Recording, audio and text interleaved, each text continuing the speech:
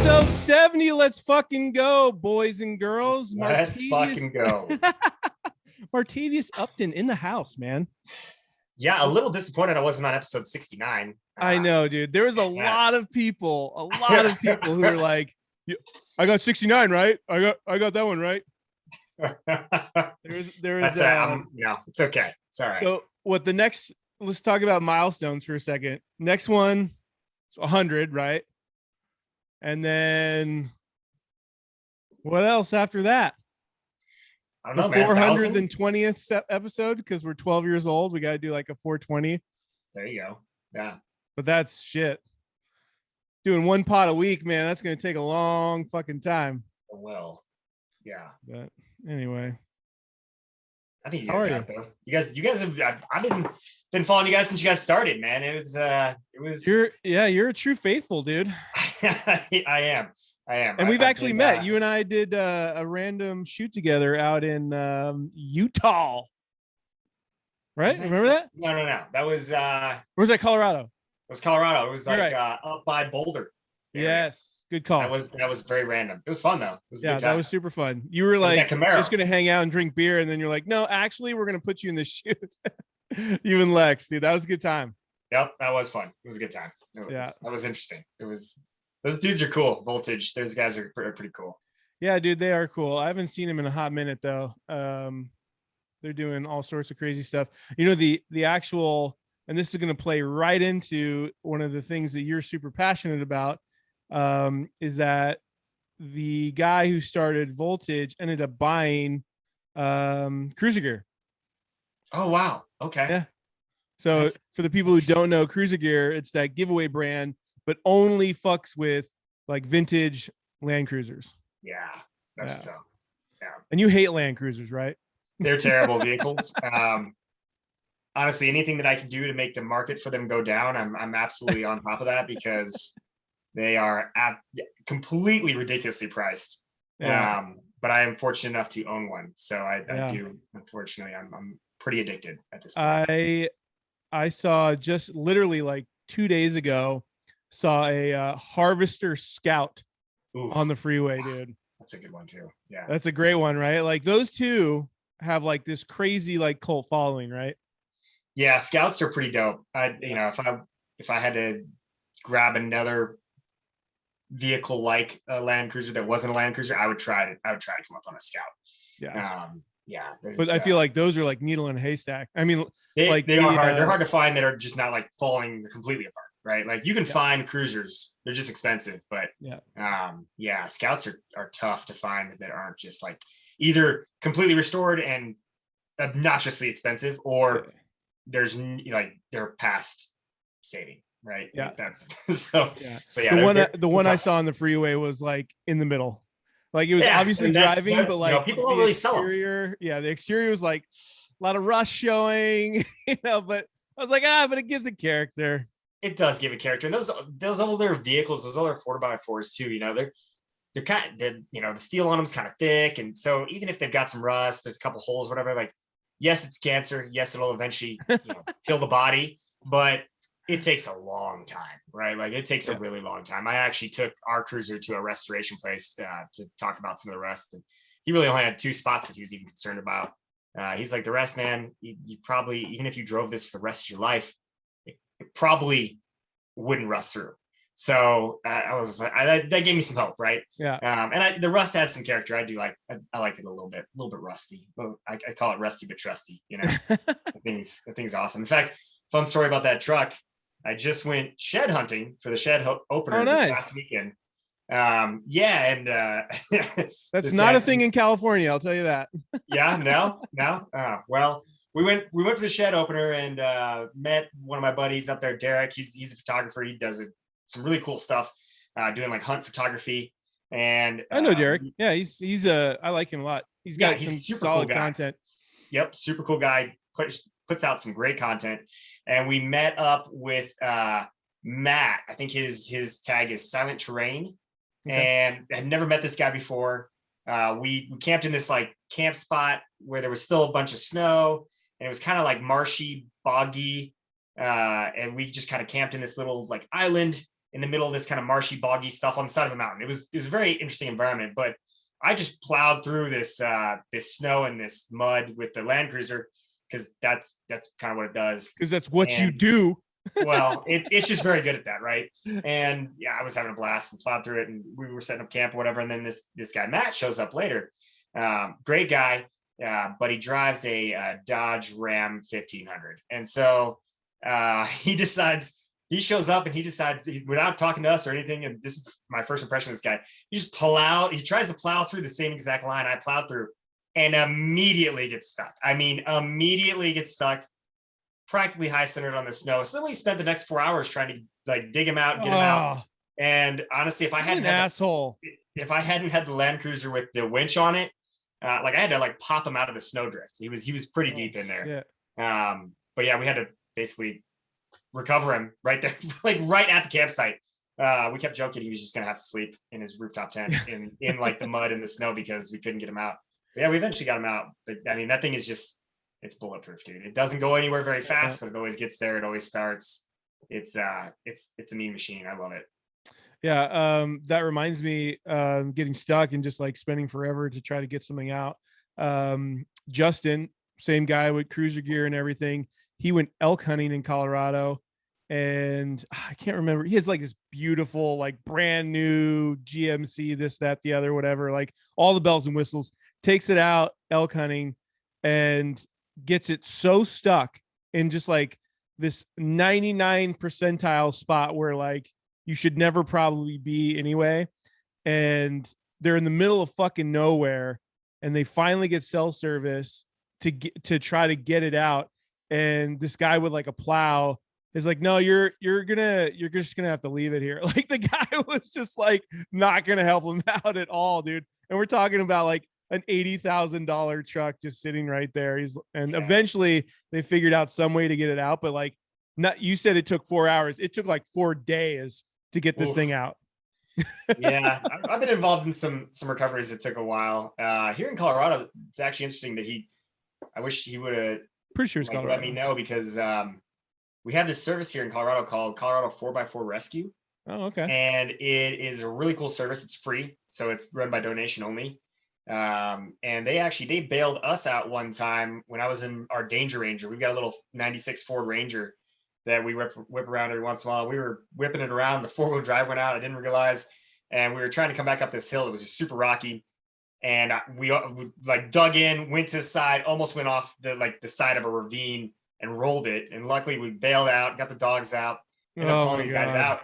They show up with 3 rigs and like literally just like winch the truck out sideways, put it back on the road, and then escort us out of the area with kinetic tow rope. It was pretty cool. That is pretty cool. And it's free. It's free. That is really cool. You don't see that very often anymore. Yeah, pretty professional organization too. I was surprised. I've been donating to them ever since, actually. But awesome. Yeah, they were really cool dudes, and it's a really cool service that a lot of people don't know about, and we just happened to figure it out while we were out there. Yeah. But yeah, word of the wise: don't be taking your Danger Ranger 4-wheeling. It's probably just not a good idea. How did you get into all the Land Cruisers and everything? Interesting story. So I was the best man for one of my buddies getting married, Matt Haas, and he, for his bachelor party, he was like, hey man, because he had moved away from Colorado. He grew up here. He just wanted a very Colorado like bachelor party. He wanted to go to the woods. He wanted to go 4-wheeling, blah, blah, blah, blah. And like the basic white dude from Colorado shit. Yes, that's exactly, and probably to a T what I'm going to do for my bachelor party, but that's all right. And I hooked up with this company called Blue Ox Overland, I think it was called. They no longer really exist. They moved all their stuff back out to the East Coast because they bought a farm in like Wisconsin or something. I don't know. But they rent out Land Cruisers. They used to rent out FJ62s. And it comes with like a rooftop tent, stocked cooler. Like it's basically like you show up, they have everything in the truck. You stop by the store and pick up, like you bring your own bag and then stop by the store and pick up your food and head out to the mountains. And it was a really cool service. So we rented one of those, took it out. I had never even been in a Land Cruiser before. And on the tail end of that trip, I was absolutely completely sold that I needed to own either an FJ60 or an FJ62. There was no question about it. That was happening. And I went on a mission basically for a year until I found a really great deal on the FJ60 that we have now. It's a 1986 FJ60. It The Blue actually Beast. just rolled over to 120,000 miles. So That's not bad, dude. no, it's pretty low for those things, man. I mean, that engine probably has 500,000 miles on it. It'll run that. That's the great thing about Toyotas. I mean, obviously we all wish it was American made, but like, dude, those things, you take care of them and they'll literally run forever.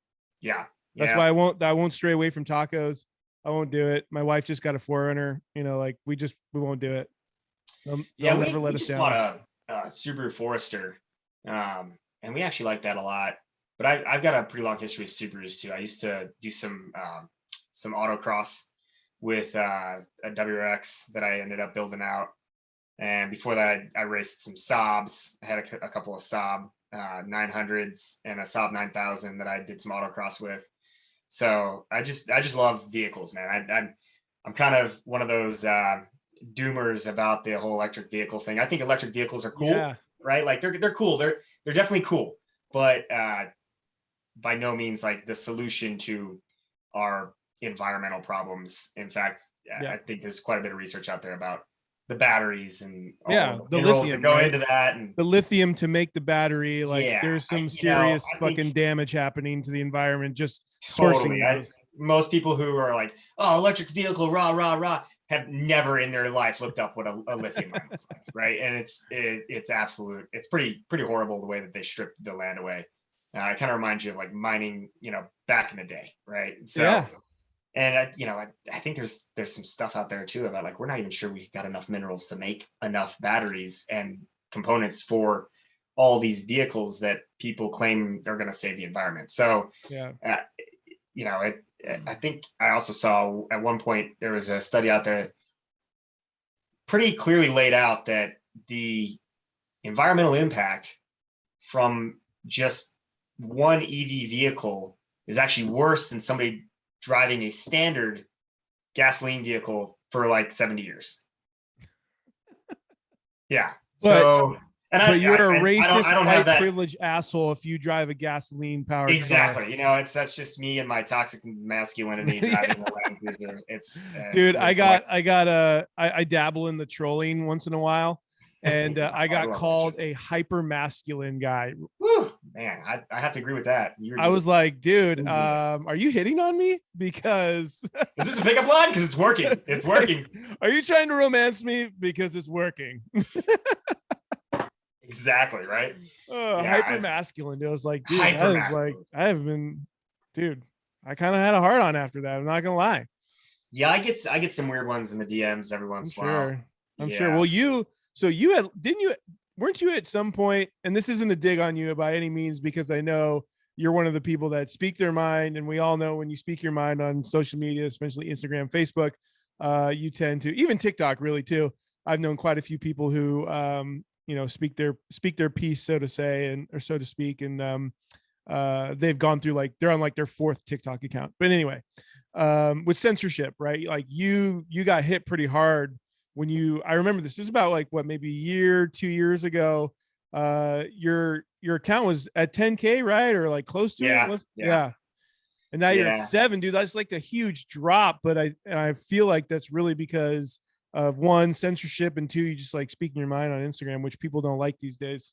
Yeah, I used to be very, very just outdoor centric and not talk about firearms at all and not talk about freedom really at all. And the events leading, kind of exiting 2019 and leading into 2020, really kind of made me just say fuck it and start just doing what I want on Instagram.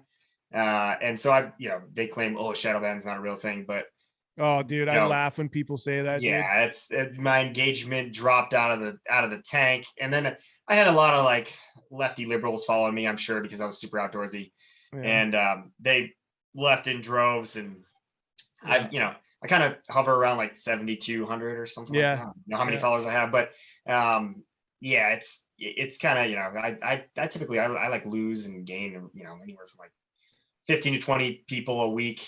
I would say it seems like it pops up and down, but I don't really focus on that too much. I just keep putting out the good word, man. You know, I'm a pretty big advocate for the Second Amendment, and that's just who I am, and I'm not really gonna stop. You know, if I get banned off of Instagram, that's kind of whatever. That's not a huge deal. Well, to me. speaking of who you are, you know, in true potty mouth fashion, I didn't give you a proper introduction.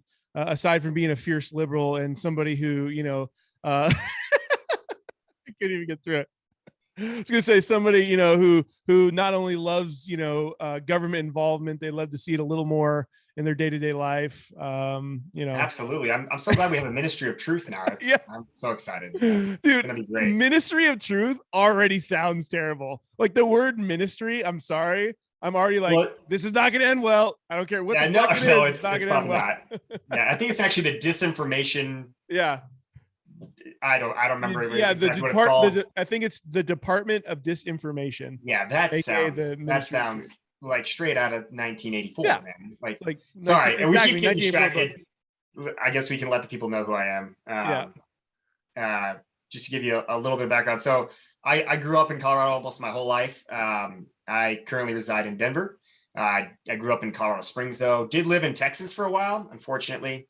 Shout out to all my Texans. You guys can sit down there and sweat your asses off. Keep doing that. I'm going to keep staying up here where there's 4 seasons. And then we also lived in Germany for just a little bit. My dad was military. I was very fortunate that they waited till later in life to have kids. And he basically stayed at this duty station in Fort Carson for quite some time. I think by that time he was pretty famous in the military for fixing hospitals. So he could kind of write his own ticket to a certain extent within the military, which is almost unheard of. And got to stay in Colorado. Love it here. Grew up in the outdoors. Grew up in scouts, and which often gets a lot of scoffs. But I had a pretty cool scout troop. It was basically full of a bunch of military dads who would like have us up at 5 a.m. and on the water at 5:30 doing Boundary Waters trips. And I think there for a couple of years we had like a camp trip or something to do outside like every single weekend. So it was, I grew up in the outdoors. I learned a lot of outdoor skills, loved it, thought I was going to join the military for the longest time until I realized that, you know, like you're basically signing your life away to the US government. And I didn't really like the sound of that. So I went a different way, different route in life, very different route in life. Then, you know, at some point got into firearms, pretty big advocate for the Second Amendment and people arming themselves and being not soft targets, right? Gun control is something we need more of, Marty. How dare you? You're right. A lot of people don't know how to grip a gun, and we need to teach them. So you're absolutely right. Yeah. Well played. What are all the I want a disclaimer. What are all the firearms that you lost in the boating accident? What are those that you have? I've got quite a few. I have a few ARs and we got a pistol caliber carbine now and quite a few pistols. I like to build guns. I like to experiment with them. So you get down in the building? Oh yeah. Oh, that's cool. Mm-hmm. Yeah. I know nothing about that shit. Honestly, like it's especially like ARs. It's kind of like easy. Legos. You just buy that piece, buy this piece, connect. Pretty easy, man. It really is not that hard. I think a lot of people get scared off from it. I tell people all the time, you could easily build your first AR. Like you could. It's really not that hard. But people get turned off and end up, you know, asking, oh well, if you're gonna recommend a company to buy from, then who you recommend, right? And so generally try to steer them towards quality firearms, because there is a difference, right? Like I think a lot of people too get caught in the web of like, oh well, this is cheap and it's just a gun and like it's gonna work. Well, it should. But I tend to err on the side of buy super reliable, very well tested firearms first, and then you can start buying other crap that you like or it's fun to shoot or whatever, right? Like I'm a pretty big believer that I think like most people should own a pistol and an AR. Period. Absolutely. That's pretty much what the Second Amendment's for. It's not for hunting at all. At all. I love that. I love that argument. It's for hunting. Like, actually, no. No, they weren't even considering hunting when they wrote that. I mean, that was inherent. Like, of course you're going to hunt. Of course you're going to have a firearm to hunt with. We think you should have firearms that you could actually resist a tyrannical government with, and you should be able to train with them with other people and organize yourselves. And if that tyrannical government comes stomping into your town, you should be able to give them enough of a hard time that they have to think twice before coming back, right? Like that's really what they wrote it for. Yeah. So yeah, it's always interesting. It's always interesting when you get into an argument with an anti-gunner. It's they typically just don't have their facts straight, which is fine. Hey, not everybody's going to be on top of their shit, man. That's just how it goes. No, it's true. It's true. And then they turn to people who they think have their shit together, but really they don't have their shit together either. So it's just one big clusterfuck circle jerk. Nah, that's like the past, 2 years of this nation right now. So yeah, it's unfortunate, but dude, it's been so brutal, man. So and again, I'm in California, which I'd say I'm in a nice pocket here in Riverside County. Our sheriff out here, Bianco, is like, he's legit. He was one of the first guys, if not the first guy, when Gavin Newsom, our piece of shit governor, tried to drop the hammer with all these just unrealistic and just ridiculous lockdown procedures and protocols and all this kind of shit, and vaccine stuff. And he was the first, I'd say he was the first person in any kind of law enforcement leadership. That's not good.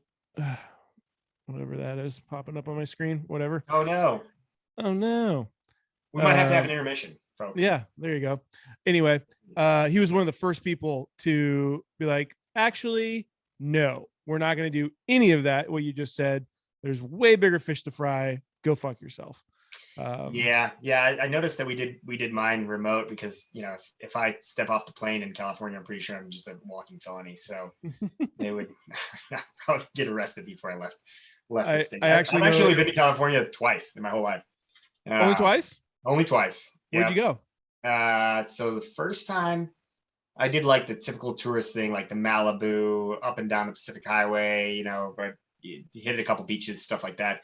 And then the second time I went out there, I actually went to this really interesting thing called HustleCon, which was kind of cool up in Oakland. And then drove down to Kings Canyon and Sequoia National Parks and explored them for a while, camped out there. It was pretty cool.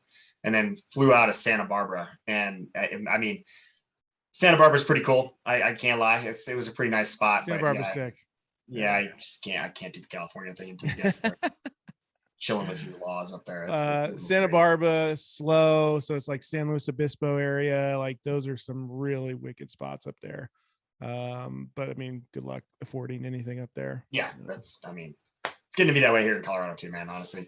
It's been like that for a long time, I feel like. Yeah, because Californians keep moving here and buying shit up in cash for ridiculous amounts of money. So we bought our house just a while, not that long ago, year and a half ago, something like that. It's already appreciated like $60,000. It's ridiculous here. And we really haven't done all that much to it. So it's pretty insane for like a year and a half appreciation. Oh yeah. And I think I've told the story a few times. Like there's been about like somewhere between like 4 and 6 neighbors just on my street that have all been like, we're out, sold everything. Yeah, it's happening in droves. I think I saw, oh fuck, man. It was a guy who was going up against Newsom in the recall that should have went through. No shit, it should have went through.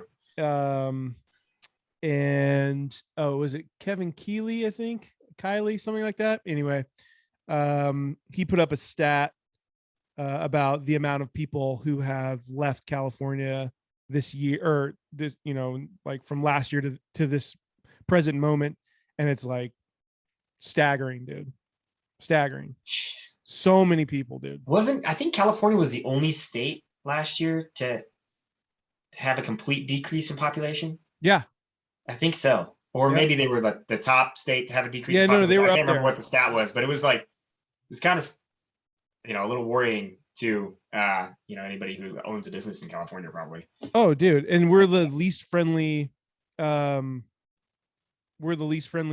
like small business, whatever, state in the country.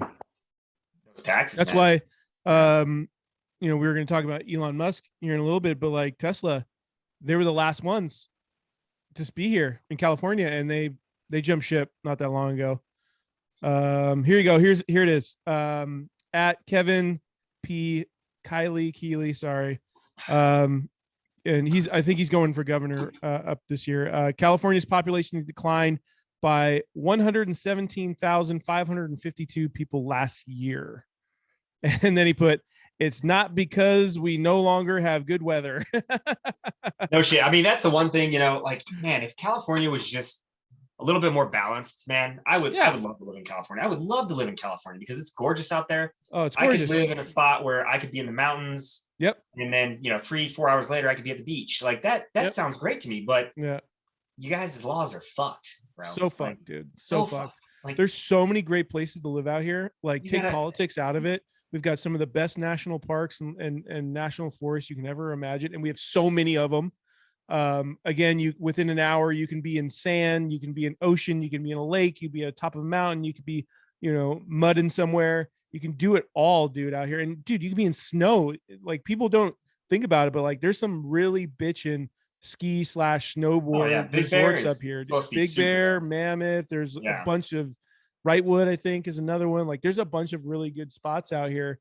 And just outside of California, in South Lake Tahoe, or it's what is it? Not Vail. That's you guys. Fuck, I can't remember the name of it. Anyway, it's literally right on the border of Nevada and California. That place is fucking bitching too.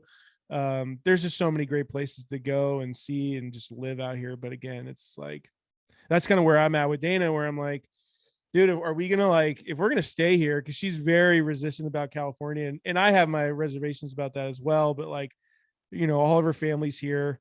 I think her dad and myself are the only ones who were like, dude, should we bail? Because he's a huge outdoorsman, and her mom's about to retire, and he can work from anywhere. And so we're kind of like throwing that ball around, and it really looks like, I think I'm living in La La Land. I don't think we're actually ever going to move, but I'm saying to myself, like, okay, like, if we're going to stay here, like, let's go live as country as possible and self-sustaining somewhere here in California. And there's like some great places out here, like, and not too far from where I'm at right now.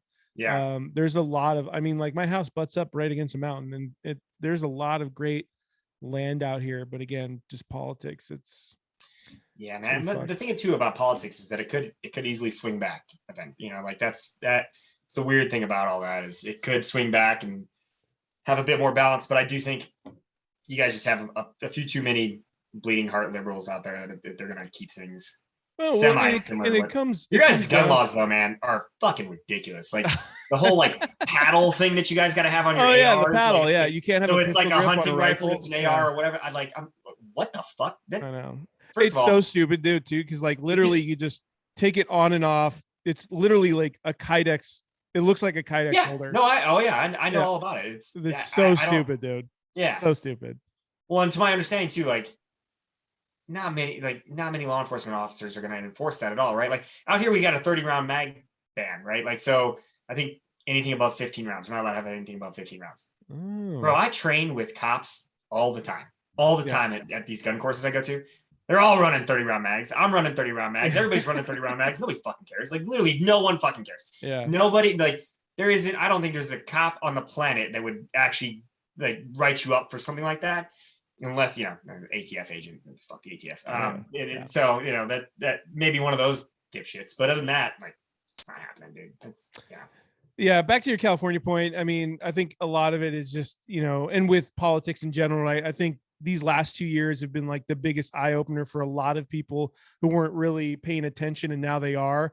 But there is just the swamp runs so deep when it comes down to it. The swamp runs so deep, meaning like it doesn't even like stop at like the DC level. Like, it goes so far back. I was listening to a guy he's going to be on our podcast here in the next coming weeks, Sean Fredrickson, and he's got a movement going on. It's the Freedom Revival. It's his own brand and company, and he has people on who are running for a seat because right now we're about to hit an election period out here in California, and he's trying to just enlighten people and educate people on, like, hey, these people have an actual active seat right now. These are the things they stand for. We need to get them the fuck out of here. Here are the people that want to take their seat. This is what they stand for, and just kind of trying to educate people. And he brought this guy on. I can't remember his name, but He was a civilian, and now he's been in the world of politics for the last couple years because he's trying to get a seat in the House, and he's like, brother, you have no idea like how deep it really runs. He's like, it's literally a popularity contest is what it is. That makes total sense. It doesn't matter of what the issue is about. It doesn't matter who it's gonna affect or anything. They don't give a fuck. They just care about, shaking the right people's hands, all the shit that happens behind closed doors and all that bullshit. It is really fucking scary. And we're back. And we're back because Spencer's a cheap motherfucker and hasn't gotten the upgrade on Zoom. I mean, I think that upgrade just for one person is kind of that's a lot, bro. Like, what is the actual upgrade? I don't know because I've got it through my company. So okay, flex on me. Why don't you? I'm not trying to flex on you. I was just, it's provided to me by my company that I work for. So I don't know exactly how much it is per person, but I think it's pretty. Yeah, I think it might be pretty pricey just for like one account, right? Like they've got like 140 people who work for them, so it makes sense. But yeah, it is a little pricey. Zoom's a little, used to be free. You could just use it as much as you wanted to. I used to use Zoom for all kinds of stuff. And then it was, dude, you know what it was? It was 2020. They like upped the price of all this stuff. I think it used to be like $5 a month or something. I don't know. It was cheap. But real quick, what are you drinking on, bro? Oh, good call. I am drinking on my friends over at Sisterdale. Have you had any of this yet? Dude, I need to get a hold of some of that. I have not. I've been looking around for it at like local liquor stores and stuff, but I think I need to just make an order. It's pretty much only available in Texas unless you buy it online, I'm pretty sure. Yeah, I want to say that I was where was I? I think they have it in another state, don't they? Don't they have it in Kansas or something like that? Maybe. I thought so. I thought I looked that up and I was in that state. I was like, oh, I'm gonna look for it, but I never got a hold of it. I'm drinking, so I had what do you started out with a pour of Laws. I don't know if you can see that, probably not. There we go, Laws. This is excellent bourbon, man. This is really good. Colorado local company. Super. I mean, they make all their whiskey that I've ever had is great. This is the first time I ever tried the bourbon. It was really good. So that was the first pour that I was drinking on. My second pour is thanks to Joel from Reload Rub. By the way, with the matching hats. Yes, yeah. Yeah, dude. Shout out Joel. About our fanboy going on. Right. Shout out Joel for the recommendation on the early times, dude. This bottle is cheap. It's cheap. Like this was $21. Oh, dude. And this, I'm straight up gonna say, hangs right now with this Loss that was like $60. Boom. Right? Yeah, man. So Joel, dude, Joel's the man, dude. Bourbon, man. He not only does he make a bang up fucking rub and seasoning. God, yeah. Joel's code potty mouth. But dude, the guy, after that episode aired, and people got wind that we went so deep into bourbon, the feedback from that episode and just the sheer knowledge, and I'm sure Joel didn't even like scratch the fucking surface, and people were just blown away with all the knowledge and like, oh my god, like this is what I needed a list of things to just go find and try, and then from there it just it spirals and you just find shit you like. Yeah he hit me with a bunch of recommendations. Unfortunately, my little local liquor store, they've got a huge selection of whiskey and stuff, but it's a lot of like really mainstream bullshit, right? Like a lot. The hit list. One thing I've found with almost any liquor is anything that's super mainstream, super marketed, fucking sucks, dude. It is like, okay, Blanton's, right? Blanton's. Everybody wants the Blanton's, and he's like, dude, that shit's it's good, but it's not. Happy Van Winkle, it's not that price. Yeah, exactly. Like that kind of stuff it's like it's really good, yeah. But like, when I'm paying $1,000 for a bottle, get the fuck out of here, dude. Yeah, like, there's exactly. When you can enjoy another bottle for literally like a quarter of the price, it's a no-brainer. Yeah, and the rubs, amazing. Those guys have been in my corner for the longest time. And they're always down to support my next new dumbass venture that I got going on. Dude, they love your content, dude. When you start breaking out guns, dude, they fucking love it, dude. And that's you and we mentioned him earlier. It's you and him, right? What's his name? I'm sorry. Who? Your buddy you go shoot with all the time, take Oh, photos. Alan. Alan. Yeah. Yes, at something like a boss on Oh, okay. Instagram. Shout out. Yeah, Alan's good people, man. He's Yeah. awesome, dude. Yeah, Yeah. he's got to be one of the nicest guys I've ever met in my entire life. That's awesome. And pretty handy with firearm. So good dude to have on your side. And that's so nice to have. I'm assuming he lives like relatively close to you. Like it's so, dude, he lives super close to me, which is great. Dude, like yeah. As like photographers or like, quote content creators, whatever, like it is so nice to have people around who are down for the cause. Like I have people I can go to, but like they're fish out of water and God bless them for it. It's great. They're trying to help out, whatever. But like, to have people who like understand that game a little bit and who can play ball with you. It's so nice to have those people around. It really makes a difference. Like I'm trying to reach out to a lot of brands, and brands are coming to me for lifestyle content. But they're like, we love your shots, but like, could we show a little less of your face? Cause like everything is like, I'm in it. You know what I mean? Yeah. And so it's like, dude? which I get, dude, you want to mix it up, I mean, when you look like you, it's hard not to be in the picture. You know what I'm saying? You know what I mean? It's tough. You know what I mean? You're like, are you sure? Are you Are sure you want someone else in this frame? Because I just recently started an OnlyFans and it's going great. Yeah, I'm glad you reached out to me to help you start that OnlyFans. Those feet pics are looking premium. It's so hard to do them yourself, right? It's so great to have that second person right there for him. Perfect, yeah. And get to hold the ring light and just the right angle, Yep. Man, dude, I'm ready for an OnlyFans, dude. Ammo's so goddamn expensive, and just gas, just life is expensive now. So I'm ready, dude. Yeah. I did some fantastic trolling not that long ago on my story, and I don't know if you were a part of it. I can't remember. It was probably like a month and a half ago, and I put up my story. I was like, "Hey guys, I finally cracked. I started my own." Yes. You remember this? Yes. Okay, dude. I was dying, dude. So I put like, hey, like I finally cracked. I made my own like exclusive content page. And I did something like I put like feet emojis or something, and I put a link.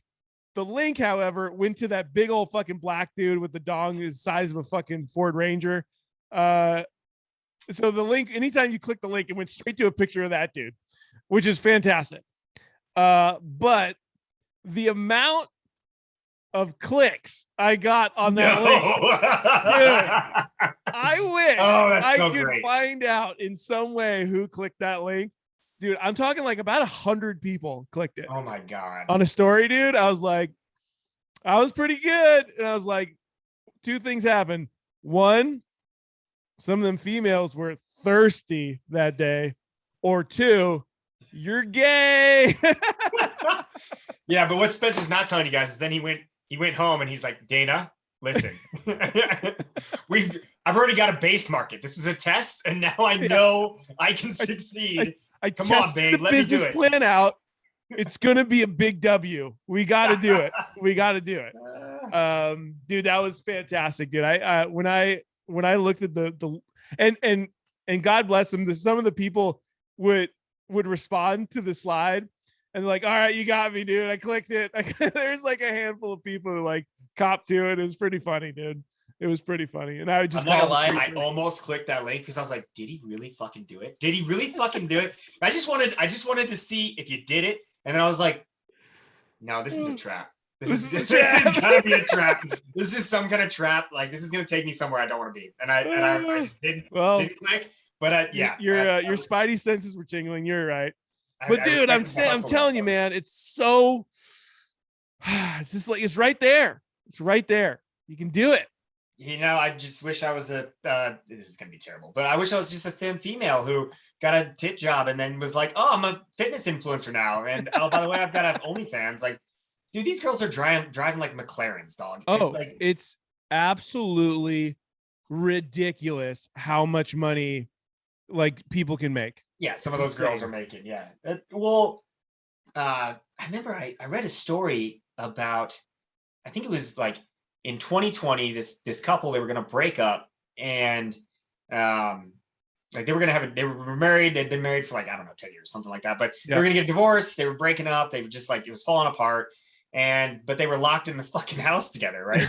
And so like she decides, she's like, well, I'm like, let's make an OnlyFans, but like I'm not down to get nude. I just like, we'll just take pictures of me in my lingerie or whatever. Lingerie, And swimsuits, whatever. and she's like a pretty normal looking, like Yeah. 45 to 50-year-old woman. I can't remember her exact age, but maybe she was actually, I think it was 47, so like right in the middle. But not like some supermodel, not like Yeah.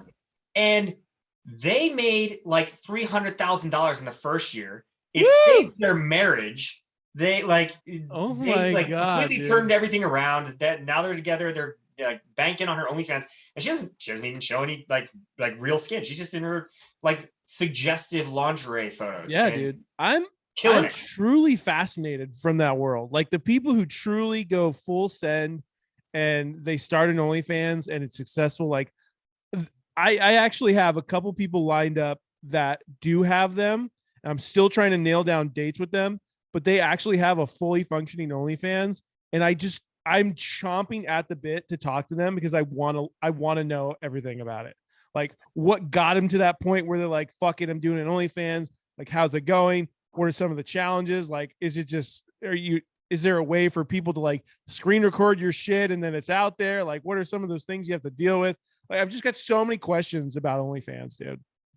Yeah, I think part of the OnlyFans thing is that OnlyFans kind of protects you. I actually don't know for sure, but no, because I'm pretty sure like you can't like save things, obviously. And then like if you try to take a screenshot, like it alerts the actual creator or something like that. They like go I'm pretty sure you're on to something because I've heard something similar where there is some kind of like, protection or like alarm system where if you're somebody who's trying to share that content, like you're going to get busted. Yeah, I want to say they have something like that set up like internally, right? Yeah. Which is cool. I don't really know much about OnlyFans, to be completely honest. Just in case Lex is listening, he has no idea. Yeah, Lex, just just so you know. No, I really don't. I'm not. I don't understand the whole idea of like paying $20 a month or something like that just to subscribe to some person's channel. Pretty crazy because they might get naked or something. I like it's very strange to me. But then, like you said, dude, it's so bonkers that like people won't get nude and they still make bank. Like, yeah, it's crazy. It is pretty interesting. That story was interesting. It was kind of cool too, though. Like basically they then started to connect through kind of the intimacy of him taking pictures of her, I guess. And so that like that that's kind of their marriage. And as far as I know, they're they rekindled their marriage and they're doing great. So that's cool. But that's wild, dude. Like I think it was $300,000. Maybe 300,000 was the second year. I don't know. It was one of my favorite things that I subscribe to, which is a really weird plug, by the way. The Morning Brew. I don't know if you've got the Morning Brew. I love the Morning Brew. I heard of them. I used to get their ads. It's mostly financial news because I'm kind of I dabble in some market trading and stuff like that. I do some Bitcoin trading, things like that. But Pinky's out for Marty. It's mostly financial news. It gives me a snapshot like right when I wake up, and then there's like a couple quick blurbs about what's going on in the world, and it's fairly non-biased. Like I will say it's a little bit left-leaning, but that's better than you get with most shit, right? Like I really don't like to get my news from either this side or this side because they're both fucking wrong. Yeah. Like that's something people pushing need to realize some kind of about the media they consume. Somebody else is telling them to push. Yeah, for sure. The media you consume is a fucking show. It's a show. It's a show. They're actors. Drive clicks. They're actors. They're characters. They're giving you entertainment. Is what they're doing. They're trying to tell you something. Yeah. So many people just don't get it, man. They're watching Rachel Maddow or whatever the fuck her name is. God. And like she's going off on a tirade and they're like, she's pretty good. She's pretty non like she doesn't choose a side. I'm like, are you fucking kidding me right now? Fucking kidding me right now? Yeah, she's terrible. Absolutely terrible. I would honestly compare like people like her to like Alex Jones, right? Like Alex Jones is a fucking he's like okay, let me retract my statement a little bit. Alex Jones when he's like being legit, right? Like when he's actually like trying hard, he's so conservative and so out there. Like it's a fucking show. And he, honestly, it's wild that I guess InfoWars went bankrupt, but I would watch InfoWars for entertainment because it's fucking hilarious. Not because I support that man or think that he's, I mean, like, what, gay frogs? What are you fucking talking about, dog? Like, I mean, he's off the wall. You know what I'm saying? So I will say that, like, every once in a while he nails a few things.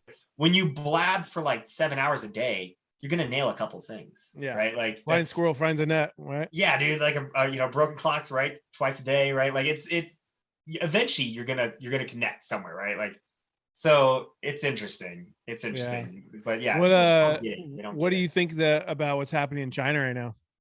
Oh man.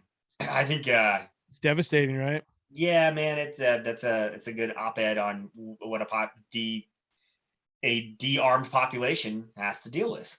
And I feel like Bingo. people just don't get it, man. They don't get it. Like, it's so funny when somebody starts attacking me about owning firearms. Oh, you support wanton reduction of life and all this bullshit.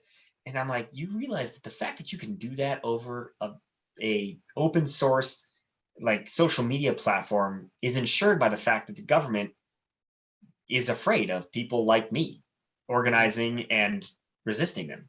Yeah. That is the only reason they don't have complete control of us right now.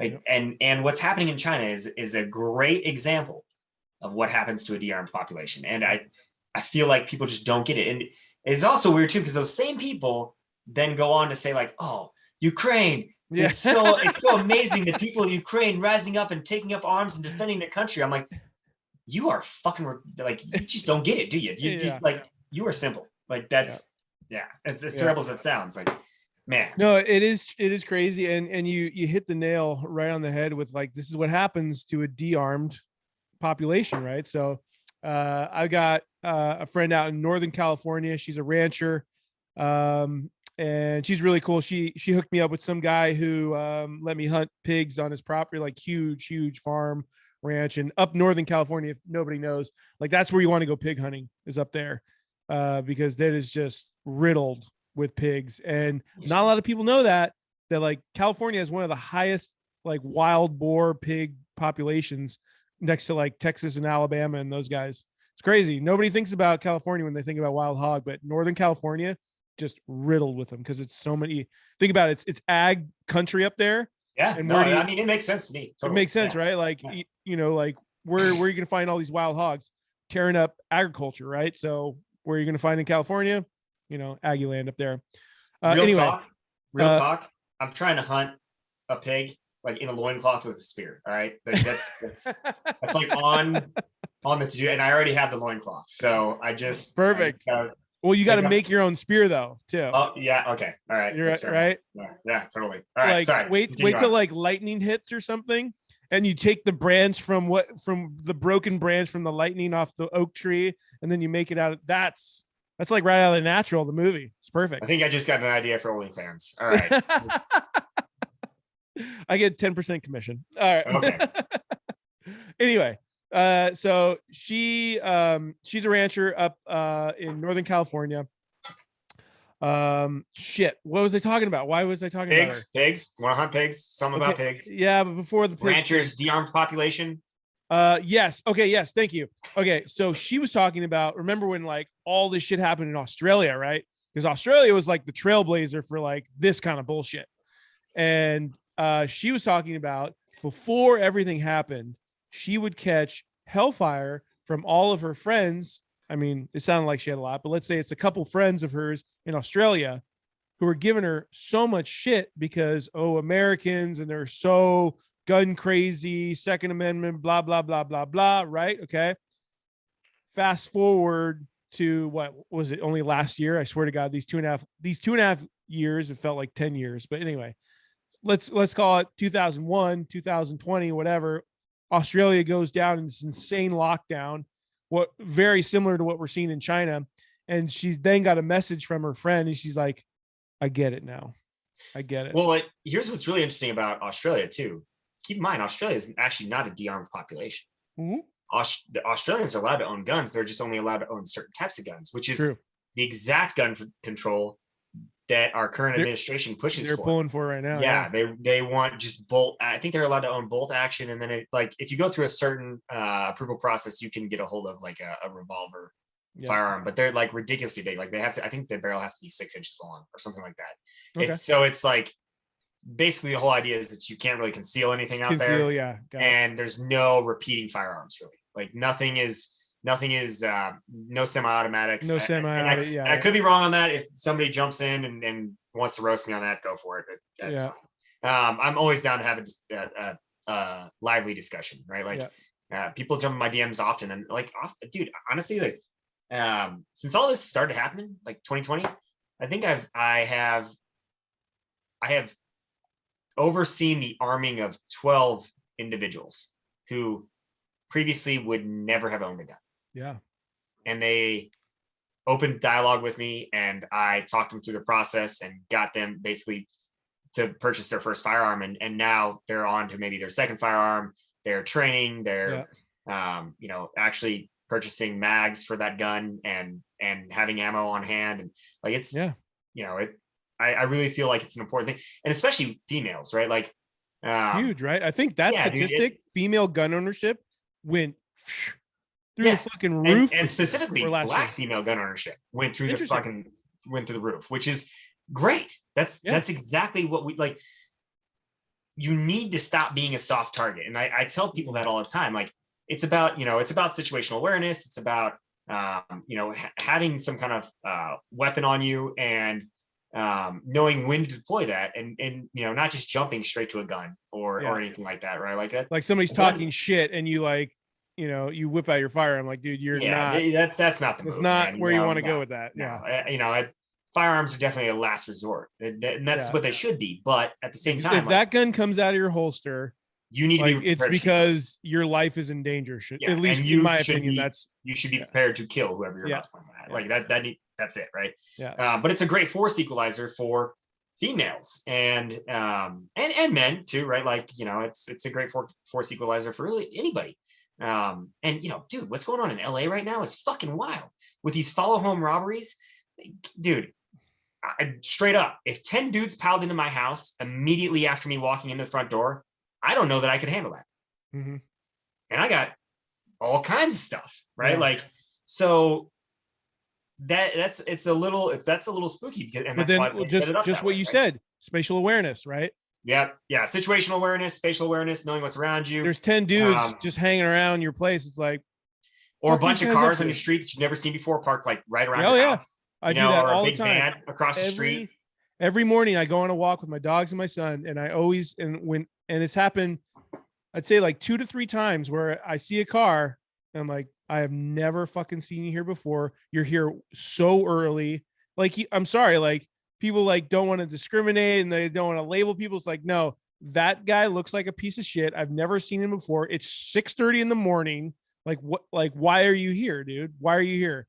Yeah. And more times than not, I just like give him this weird look and just trying to like, without doing anything, just like let him know like, hey dude, I'm on to you. Please move on. Like nobody here wants you here. Like that kind of a side eye. Like I'm on to you, dude. Like fucking move along, dude. Yeah. We're pretty fortunate where I live right now. We actually live right down the street from the police station. So actually the crime in our neighborhood is non-existent. I think that there's been like a couple of arrest warrants. I whenever I'm moving someplace, I always look up the crime stats and what's going on. So right where we live is great, but literally all around us, it's just a lot of crime. And Denver's not a safe spot. Like people think Denver's super safe because Colorado as a whole is pretty safe, but that's because most of Colorado is actually rural and people don't realize that. And so there's not a whole lot of crime happens in a fucking rural town. Like that's just usually a sheriff's got a pretty good handle on what's going on. Maybe there's some like some alcoholism and some a couple break-ins, drug maybe abuse, assault like here or there, but nothing like super serious. Yeah. But then when you get into population centers that are concentrated, that's when things get really out of hand. LA would be a great example, right? Like that's where this shit's happening, because you can then disappear into the populace after you committed this crime, and it's really hard to find you. Yeah. Right. Like, if you rob a store, that so many people are still voluntarily wearing masks around now. It's like, dude, it's impossible to ID anyone now too. Yeah. And that was one of the things about the whole mask wearing thing that I was interested in. I actually, I I reposted something when that all first started popping off from Classic McQueen. Great guy, by the way. Yeah, Mike you share his memes all the time. He's got some Mike is a really cool dude. And he was like, now would be the time to walk into a Walmart and purchase a burner phone with cash and a mask on and a hoodie on, and no one's gonna look at you different, and no one will ever be able to know that you were there buying that burner phone. Yep, and burner phones are pretty useful. You're a ghost. Burner phones can come in pretty handy if you need them. I grew up not really on the wrong side of the tracks, but choosing to hang out on the wrong side of the tracks, right? So I've got a little bit of experience with some burner phones. You danced with the devil a few nights? It's a couple nights, man. And I tell you what, dude, it's amazing. I turned 35 this year, and I'm baffled that I'm this old. Like, baffled. Dude, I never thought I would live this long. I really, there was a long period of my life where I was like, dead by 25, probably. That sounds about right. Then I hit 25. I was like, well, not dead. All right. This is interesting. Playing with, like, as Paul and I like to say, you're playing with house money now, dude. Yeah. Playing with house money. That's exactly how I feel. So, going after some things that I like now, which is cool. It's been an interesting journey to get here for sure. I wanted to ask, because, obviously training is a huge part of your life with firearms and everything, but like overall preparedness, right? Mm-hmm. I know you take that stuff very seriously, as you should, and as everybody should. What are some things that maybe you come across where it's common misconceptions about preparedness, or common mistakes you see with preparedness? Anything come to mind? Yeah, totally. All right. I mean, we could have done the whole podcast on this, but I'll try not to. Well, how about this? We'll eventually do a part 2, and it'll be in studio. We'll get you out here. That sounds good. Yeah. When you guys come to Colorado, that sounds great. Yeah, absolutely. Yeah. No. So, I think one of the most common mistakes for men in preparedness is they're like, oh, I'm gonna buy a gun and a bunch of fucking ammo and like, I'm not trained at all, and I'm fucking prepared. And I'm like, cool, how many training courses do you go to a year? And they're like, what? Yeah. No, I gotta go to the range. And I'm like, cool, let's go to the range. And I go to the range with them, and I'm like, yo, you like, that's great. You couldn't hit water if you fell out of a fucking boat. Or they're a really good shot, like they've got a nice tight grouping when they're standing there and shooting. And then I'm like, cool, let's do some draw from the holster and shoot. Like, I want you to get that first shot off as fast as you can, as accurate as you can. Yeah. Fall apart. Oh, let's now get off the X while you're shooting. Yeah. Fall apart. Yeah. Let's move while shooting. Fall apart. Like, and they or let's shoot from retention, right? Like, let's pull this gun like somebody's actually up on you and you're pulling it out and you're trying to, and they're like, what am I supposed to do? Yeah. So like, that's great that you've got a firearm on your waist. Cool. Right. But if you don't know how to use it, you're fucking worthless. Absolutely. Absolutely. Like, you need to seek out training. If you own a firearm, you should be going to at least one training class a year, period. And probably more if you can afford it. Oh, honestly, yeah. If you're going to I'd say one a year. I'd say, let's say it's not a class, but at least doing your homework on YouTube, going out in the field and actually like putting rounds through your gun. Like, I can't tell you how many times people will just go buy, just like you said, go buy a gun, buy $300 worth of ammo, and be like, well, I'm prepared now. Everything's fine. Dry firing. Yeah. What happens if that gun jams? Do you know what to do? Yeah. I was just going to say clearing malfunctions. Yeah. And honestly, like, I don't carry a gun until I put about around 1,000 rounds through it. Interesting. Okay. So at that point, I really know that firearm. I know exactly how it's going to behave. I know how to shoot it very well. I know what that trigger pull's like. I know what it feels like in my hand. Like, that's kind of my rule of thumb. Now, when I very first started carrying, that was not my rule of thumb at all, by any means. I was literally the stereotypical, I bought a gun, I've got $300 worth of ammo, and I'm a fucking badass now. Like, I was carrying in like a leather holster. It was just, I mean, talk about a train wreck, right? Like, everybody starts somewhere, okay? Like, just give me a break. But yeah, so I would say, and that's just, tell me it was just the holster though. That's all you're wearing. Correct. And the loincloth. Don't forget the loincloth. Oh, the loincloth, yeah. Yeah. Because then you can conceal it, right? Like, it's just behind the loincloth. Boom, done. Concealed carry. Nobody wants to fuck with you when you got a loincloth on. I'll tell you that much right now. They're like, is this guy going to a toga party? No, fuck you. Pew pew. Yeah. So that's one of the biggest mistakes is just buying a gun and some ammo and thinking you're ready, you really got to train with that gun. And that goes for whoever you are. And that goes for every new gun you buy. Yeah. Like, unless it's the exact same fucking gun. Like, we own a few Glock 19s. Yeah. If I've got a Glock 19, That you lost in a boating Glock 19, accident. it's a Glock 19, right? Like, honestly, a Glock's kind of a Glock. It's kind of a Glock, to be totally honest with you. And some people are going to rip me apart for that, but whatever. They all function pretty much exactly the same. The trigger pull's pretty much exactly the same. They like, it's so I would say, you got to train. You also, here's another thing that people just don't really think about, dude. You need to have food. And so I would say the next step is people are like, oh, I've got food. I'm like, cool. Do you have water? Because you're actually way more likely to lose your water source than you are to lose your food source. That happens all the time. Natural disaster, water goes down, right? So it's tough to tell people like, oh, you've got a gun, but you're really not ready. Like personally, we've got months of food, and then we have about 2 weeks of water for us and the dogs stored in the house. That's awesome.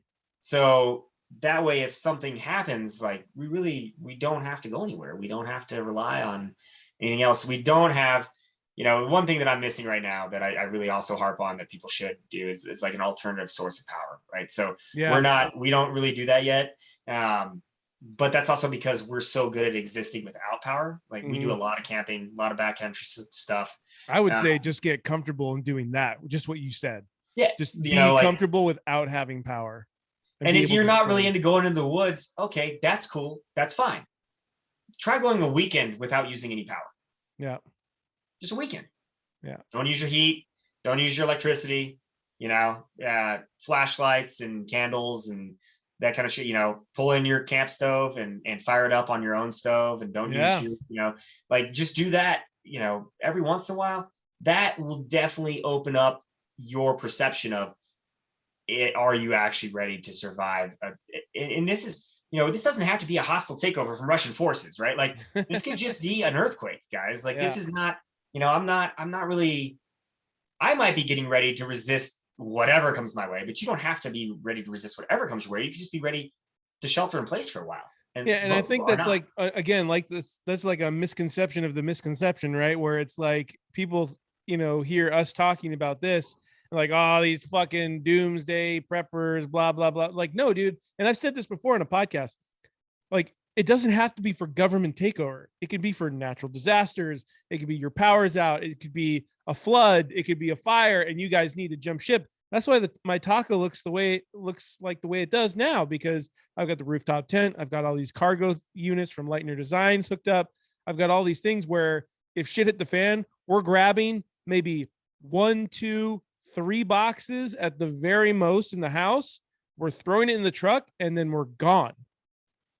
But you also have to think, okay, so this could open up a whole new bag of worms here, or barrel bag worms, of worms. box worms. I like don't know that. what the fucking expression is. Barrel monkeys. That's what the expression is. Bugging out versus bugging in, right? We both have go bags. Me and my fiance Alexis, we both have go bags. We're ready to rock. Like, but that is really like if there's cops kicking in my front door, or and that's a bad example because that would never happen because I don't break the law. But for instance, if something like that happened where we really just had moments to get the fuck out of the house, we have a go bag. Yeah. But then we have a go box, which is like our second tier, which is kind of like some more camping gear, some more long-term survival stuff, more food, more water, dog food, some more stuff to so we could start to take our, but then if we got 30, 40 minutes, bro, I mean, we camp so often, we get out there so often, we basically have everything prepped that we could just load up the Land Cruiser and we could go survive for a month in the woods. That's awesome. Just like that. It'd be easy, honestly. So you really should kind of have different tiers to bugging out. But ultimately, if things started to fall apart and society as we knew started to unravel, we would probably stay where we're at and hang out, because a lot of people would start to run, right? And that clogs the highways. Then you're stuck in your car. You run out of gas. Now you're on foot. You don't have your private, or you wait until all that shit happens and you have a Land Cruiser and you just drive around all those motherfuckers on the side and you just go to where the fuck you need to go. Like, that's like our plan, right? It's like, it's more of bug in for a while, and then if things continue to get bad, then we exfil from the city, Yeah. right? And And that's, make sure you have at least one vehicle in your family that has 4-wheel drive. and some decent clearance, man. Yeah. Like, that's, I've listened to so many different breakdowns of how to, what to do, how to do it. But really, ultimately, what you need to do is you need to make sure you have like a 4-wheel or all-wheel drive vehicle that's got some decent clearance, so that you can drive up on a median and go past a entire column of cars that's just stuck there. Because, dude, we see this at least once a year in this country. Where there's a natural disaster, people freak out. They're trying to like leave. They're trying to go to their summer home. They're trying to whatever. Like, I think it was Atlanta in 2019. It might not be exactly correct, but that did happen in Atlanta, where there was just like, dude, they had like 4 inches of snow and the fucking city lost its goddamn mind. And there, and then you It's see hot like Atlanta, bro. It's hot yeah, Atlanta. You exactly, can't have hot snow Atlanta, in not there, cold dude. Atlanta. What the fuck? And you see this one They don't know guy. how to handle the cold. You see this one cold guy in like Atlanta. a big lifted GMC Sierra, just like cruising past everybody on the side. He's just doing whatever the fuck he wants, because he's got mud tires on his truck. He's got 4-wheel drive. He's clearly seen snow before. He's fine. He's cruising. And there are people legit dying in their cars because they have no food, no water, and they're staying in their car. Like, it's wild. It's wild to me. People that just don't, they have this very narrow perception of how things are supposed to be, and then they can't think. And I think what you and I are talking about, where and we all know him when we see him, right? We all know him when we see him. It's the person who is the all time consumer of everything, right? Yeah. They're the consumer of food. They consume all the good times. They go out to eat. They don't know how to make food for themselves. They don't know how to function without technology or anything really, or relying on anybody else or any other kind of source. I just call them, I call them consumers. It's what they are. All they do is consume. And they never figure out how to take care of themselves without somebody else or something else. And those people are the ones who you just talked about, the people who are dying in their car because they literally have nothing. They have nothing, and then bring they a have fucking no water idea bottle to work, what right? to do. Like, yeah, dude, I'm gonna tell you right now, for anybody listening to this, but I feel like most of your guys' audience is actually probably self-sufficient. But anybody listening to this, if you can't like cook for yourself, you don't have some extra, just some dry food, man. Super simple. Like, spend $100 and buy like 14 days of dry food. Like, it's not that hard. And you don't know how to like defend yourself. You don't have to have a firearm, right? But if you're not like skilled in some hand-to-hand combat, or know how to use a knife, or prepared to enact violence, the next 10 years of your life in America is probably going to be kind of rough. I mean, we are, and without getting too doomsday-ish at all, which I'm really not a big doomer, but we're heading towards some tough times. That is without a doubt. Like, the Fed thought they were just going to print a bunch of fucking money and everything was going to be cool, and it's not. It's not, right? Like, I'm not some soothsayer, know the future or whatever. I just know a lot about history. I study history. I really like history, and history repeats itself. And unfortunately, we are in a historical cycle right now, and it is weak men and hard times, and that's coming pretty quick, man. And that's something that a lot of people need to be ready for, and hopefully, at some point, somewhere along the line, there's a check that helps balances things out. Mm-hmm. But more than likely, things are going to get tough, right? And we're kind of due for that, because really things haven't been super tough since like the 20s. Yeah. And we had the roaring 20s, and then we had the Dust Bowl. We did have like the recession, right? And again, Yeah, you and I were probably way kinda too young to really, at least I'm what, 2 years older than you. Yeah. I mean, back when that happened, I couldn't comprehend what was really happening. Yeah. I know we were cutting some costs, my family, but it really wasn't a huge deal, right? Like, and I didn't grow up like rich or anything like that. I mean, we were barely middle class. Like, I had a father who was an officer in the Army, and we lived on just his income. So it's not like we had multiple streams of income. It's not like we were rolling in the cash. My dad was just very good with his money and saved for things like that. And so, we weren't caught with our pants down, I think, as far as I could tell.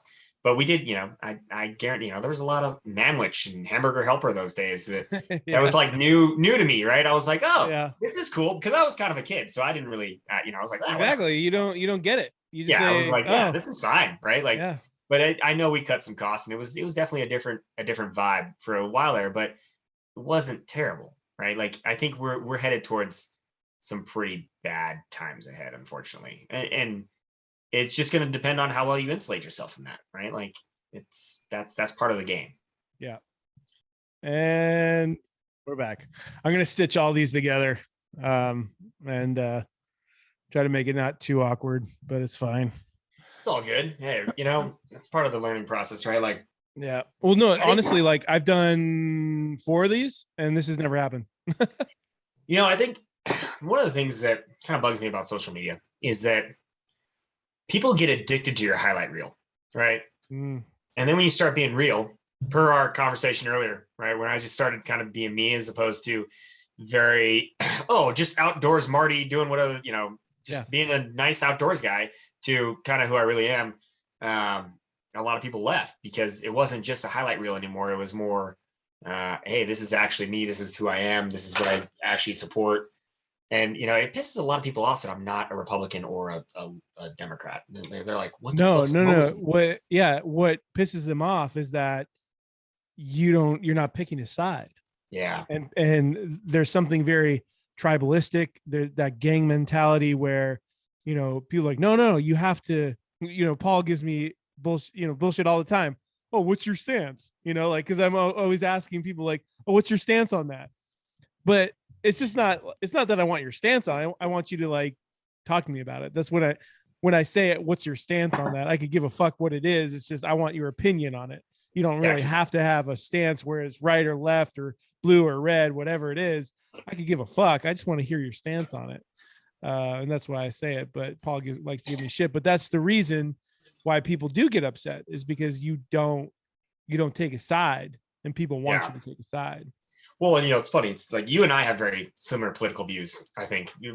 pretty similar, right? Like, we're both, I would say, Huge Biden supporters. I Absolutely. Yeah. love Biden. I think he's so coherent on stage that it makes other people Sharp look as a marble. sharp as a tack, man. that meth they're giving him is working like a fucking charm. No, seriously though, they're like, we're pretty libertarianish. Yeah, absolutely. Yeah. Although I wouldn't even say I'm a libertarian, like, because But that pisses people off, dude. They it can't. does. It's like, People oh, well, wanna you're not label even a you, dude. libertarian. Like, what the fuck are you? It's Yeah. like, I just think that the government should stay the fuck out of my business, Yeah. bro. Like, I'm an American I'm very that much doesn't like this, likes this, but also doesn't like those things, but kind of likes that. That's Just- me. I feel like people should mind their own fucking business, Yeah. and run their own fucking lives. Hey, what party do you if belong Darwinism to? takes over and a few of those people die, that's their fucking fault. I'm the party of mind your motherfucking business. That's my man, party. Take care of your own goddamn. Like, one of my favorite sayings in the whole world, and I think you and I talked about this when you came out to Colorado. Like, I love just saying, "Not my pig, not my farm." Like, Yes. when people are doing some stupid fucking shit, I'm just like, "Not my pig, not my farm." In fact, Don't if we wanna relate get or real, identify in any way, shape, or form. Yeah. we want to get real controversial right now. This whole leak with Roe versus Wade, I think it is, and the abortion stuff, the federal government mandating abortion laws. So I'm probably gonna piss some people off, and I'm sorry that your ego is so small that you're gonna get pissed off by one man's opinion of the situation that's going on. But that's honestly, that's your problem, and that's something you should probably work on. But my opinion of what's going on is that honestly, the federal government's got no business mandating or not mandating what a woman does with her body, right? Like, but then people are like, oh, so are you pro-choice? I'm like, I wouldn't necessarily say I'm pro-choice. I think I'm pro personal autonomy, right? Like, so pro-choice to the point, not the point that most people think pro-choice is, right? Pro-choice of, you should have the autonomy to do whatever the fuck you want with your body, including not get vaccinated, including and that's what's gonna piss a lot of people off, is because a lot of my followers are very conservative, and they didn't, they're like anti-vax, but yet they want to essentially force any woman who's gotten pregnant to have a kid. Mm-hmm. Those two things don't mesh. And then on the other side of things, real quick, on the other side of things, go for it. The left-leaning individuals who want to force people to get vaccinated, but then want to say, oh, a woman has complete autonomy of her body. Oh, really? Well, because you're trying to get her vaccinated and her fucking newborn kid, you're trying to get them vaccinated too, but she doesn't want to do that. But now that makes sense in your mind? Like, say that shit louder, Marty, dude. That's what I was going to say, dude. Both of those parties with those viewpoints are fucking idiots. Absolute fucking morons. And if you want my address so you can come out and fight me, yeah, I'm happy to give it to you. You just jump in my DMs. Yes. And we'll meet on my front lawn. And we'll, I'm only 5'6". You got this. You'll be fine. Them short kings, homie. What's up? Come on out and we'll have ourselves a time. It'll be a good time. But dude, again, nail on the fucking head, man. Like, it's the same people saying, hey, go get your fucking vaccine. But at the same, I support forced vaccines. If you don't go get the COVID-19 vaccine, newsflash, doesn't do anything. You can still get COVID, just FYI. But same people saying that who want you to lose your livelihood if you don't want to take an experimental drug that's being forced by the government. Same people saying, my body, my choice. That's where I have the problem. Where I'm like, and on the flip side, you cannot fucking have your cake and eat it too. You know what I mean? Yeah. You can't do that. Yeah. And people get real controversial with like, oh, well, where does a life become a life? Da da da da. True. I'm like, honestly, dude, that is up to that woman, and that is for her to live with. Whether or not that weighs on her conscience or it doesn't, whether or not she feels like she took care of that early enough on or not, that is on that person or those people who are involved in that decision, period. And the same thing with a vaccine, right? Like, if you want to get a vaccine because you feel it's going to protect yourself from getting sick, cool, man, go for it. Like, I'm all about that. I'm not here saying like anyone should not get vaccinated or anyone should have an abortion or anyone shouldn't have an abortion or anyone shouldn't get vaccinated. I'm here saying it's your fucking choice what you do with your own goddamn body. And in any law that's out there that prevents or inhibits or forces you to make a choice with your body is unconstitutional at its core, period. So the fact that people are all up in arms and there's going to be a bunch of people arguing about this, and by the way, too, this is not like the court saying they're going to overturn it. These are notes being passed between judges, which is a very normal thing. They're like recommendations that they send to each other. And someone leaked this one, and I'm pretty sure it happened on purpose to distract 100%. You from 100%. All of the other things that are fucking going wrong in the world, so they can light a fire, hopefully start some riots, get everybody to focus on that. Like, people are so stupid, dude. They just don't. They cannot see the forest from the trees. Those are the consumers. Those are the bottom feeders I'm talking about. Those people who don't even know how to fucking cook for themselves. Yeah. If McDonald's closed on the fucking corner, they would be fucked. You know what I'm saying? Like, which is precisely the reason that McDonald's didn't close during all the shutdowns. We could get to that. Why too. Walmart and Amazon had the best all years the small of their restaurants. entire existence. Like, what the fuck, dude? You got to be kidding me, man. We're all fucked. We're gonna die, and nobody's gonna care. Here's the deal. Is like, really, that's the deal. We are all gonna die, and hardly anyone's gonna care. So honestly, fuck it, dude. You should be who you want to be. Do what you want to do. And as long as you're not violating someone else's rights, you should be able to do that. Yes, I agree, dude. And I know that's going to piss a lot of people off about the whole abortion thing, but like that has been my stance for a really long time.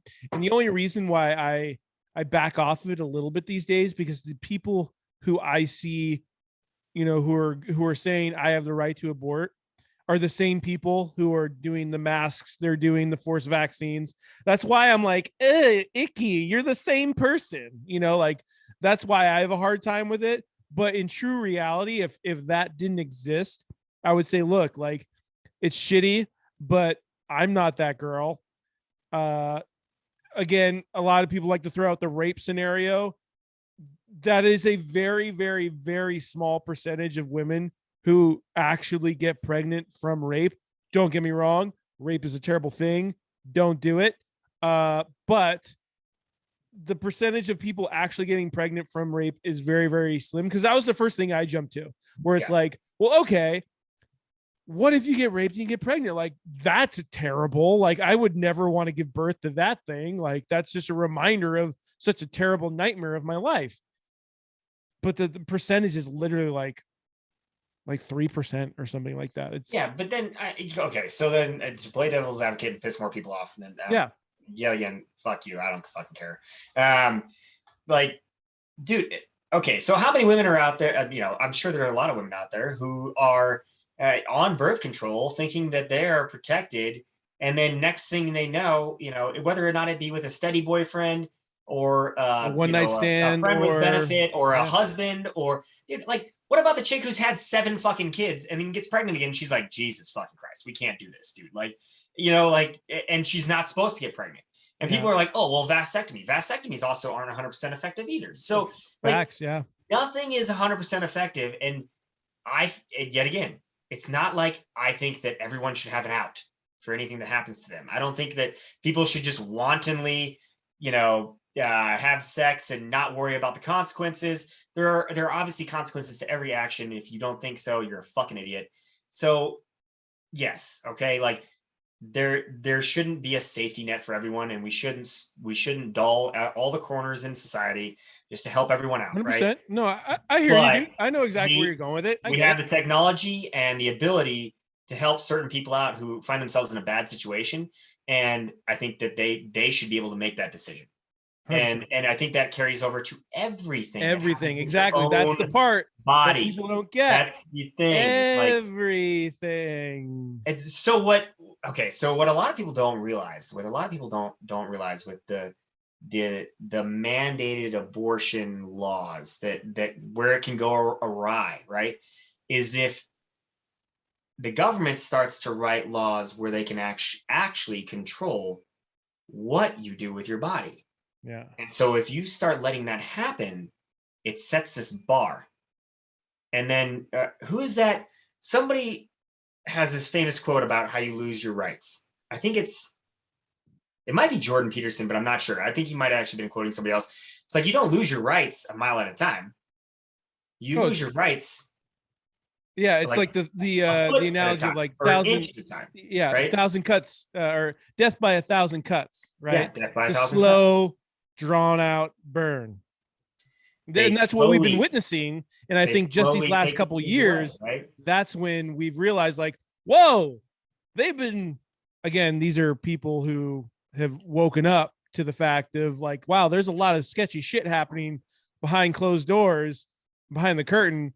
Whoa, pump the brakes.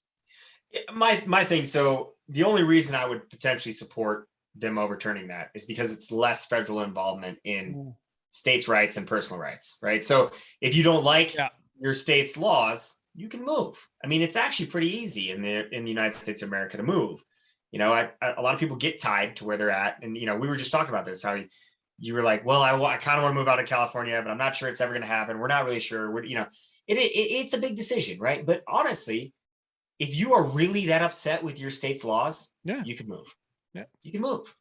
You can move to a place that's almost exactly like where you live, right? Like I would probably compare, North Carolina very closely to a California environment, right? Like you could move to a North Carolina from California, and it's going to be a similar weather pattern. You've got mountains and beach. It's going to be different, right? But those are two very differing political spectrums, right? So if you really wanted to get the fuck out of California because you hate what's going on there politically, you could go to a place like North Carolina. It could be similar to you, but it would still be different.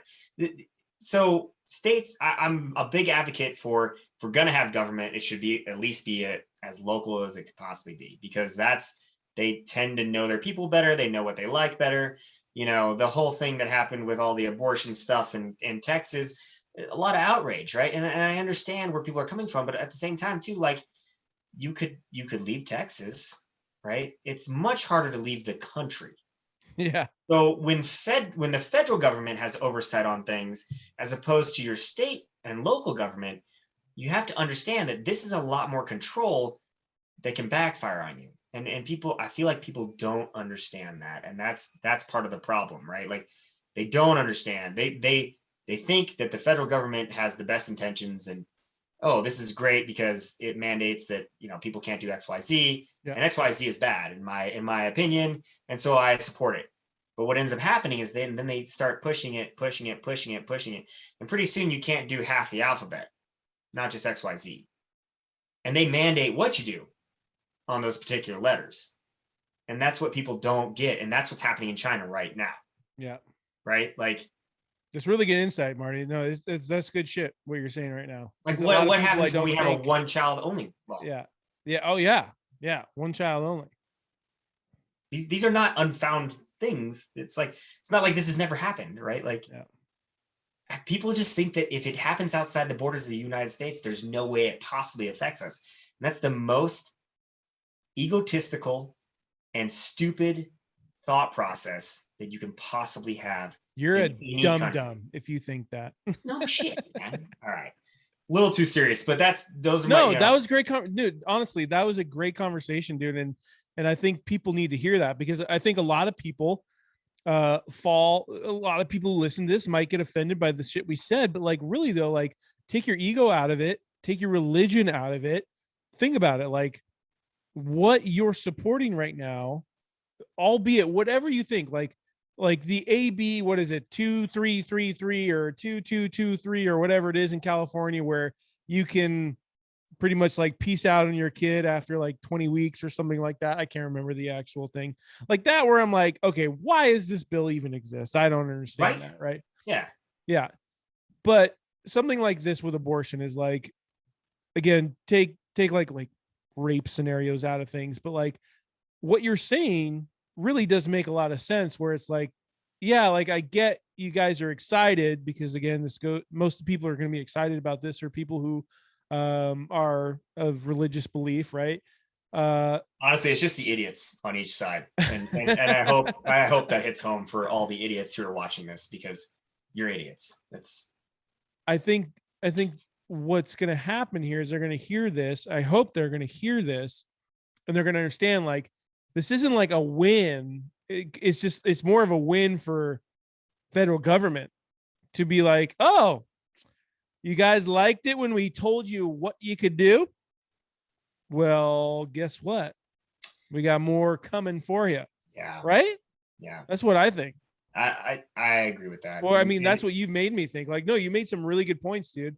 And it's so much less about abortion and so much more about controlling the populace. Yes. And that's what people don't understand. It's hidden, right? It's hidden under abortion. It is. And the dude, all right. Just like I'm pretty sure the vaccines, just like the vaccine and the masks and the lockdowns and everything was hidden under this quote. If you're not watching on YouTube, you should be watching on YouTube. Turn into YouTube. Shout health out. And safety. Yeah. Like this. And again, if anyone's still falling for the whole, like, this was about health, like, there has been so much information to come out at this point that this By the way, a fucking scam from the start. Okay. No shit. And you know what's interesting? What also happened today? 90,000 pages of Pfizer side effects got released today. Today, the same day that they announced all this bullshit with the Roe versus Wade stuff. Weird. I'm sure they didn't plan that. Well, Marty. And you know what else is weird, Spencer, is none of these notes that get passed between judges have ever been leaked before in all of history. But it happened yesterday when Pfizer, the company who benefited the most off of the COVID pandemic, released 90,000 pages of their findings from the pandemic and issuing out vaccines. It's just so interesting that those things happened at the same time. Oh, man, and it was like the first time it's ever happened. It's almost like they might have planned it. I don't know. Gosh. It's almost like they used one event to cover up for another. I don't know. Fucked up earlier. I don't. Yeah. But hey, let's listen. We should give the federal government more control over our bodies. Period. End of subject. Because they tell me what to do, Daddy. Yeah, they always want what's best for us. Yeah. Right. One of my favorite troll comments of all time. Anytime I catch a lib slipping, I always say, "Govern me harder, Daddy," and Govern me the harder, conversation usually stops after that. Oh, I That's great. fucking love it, dude. Oh, so, okay. I like to catch both sides slipping. Like because I get people who are kind of like my friends, but they're pretty hardcore conservatives, and they start getting all up in arms about Yeah. me because I want some freedom about something that they think should be controlled. I'm like, that's not very conservative of you. Yeah. Like, are you aware what conservative You means? should check your conservative privilege. Yeah, bro, check your conservative white privilege. All right. What's actually hilarious is one of my buddies is like, very black guy, very like also, but very conservative. Wait, he's a very black guy. Is that what you just said? Like, he's like 50 Cent black. He's not like a light skinned guy who like, oh my god, the fact to that fit in or whatever. He's like, very black guy. Very black. Black. Very black. I'm probably gonna get hell for that too. That's racist. That's super racist. We're gonna air it though. It's fine. What's funny is that I'm just racist all around. I hate all races. I basically hate people. So yeah, if you'd like to open up that conversation, it's not racism. Yet again, you hate everybody. Spencer will be tagging me in the show notes. Find me. I'm happy to have those conversations because I hate all people unless you're my friend. Exactly. It's not racism if you hate everyone. Okay. It's not because we got a couple text messages. All right, from the gram. This one comes from Pam Anderson. This is a perfect question for you. If someone was to not Pam Anderson or I'm joking.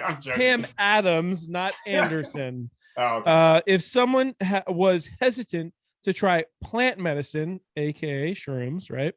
Microdosing shrooms. And you could only convince them in one sentence. What would you say, Marty? So we can rewind a little bit, and I can say that I also microdose mushrooms. I know, Spencer, you've been upfront about that, and I think that we should start removing the stereotype around that. Thank you. Yeah. It has definitely helped me a lot. I have a lot of anxiety.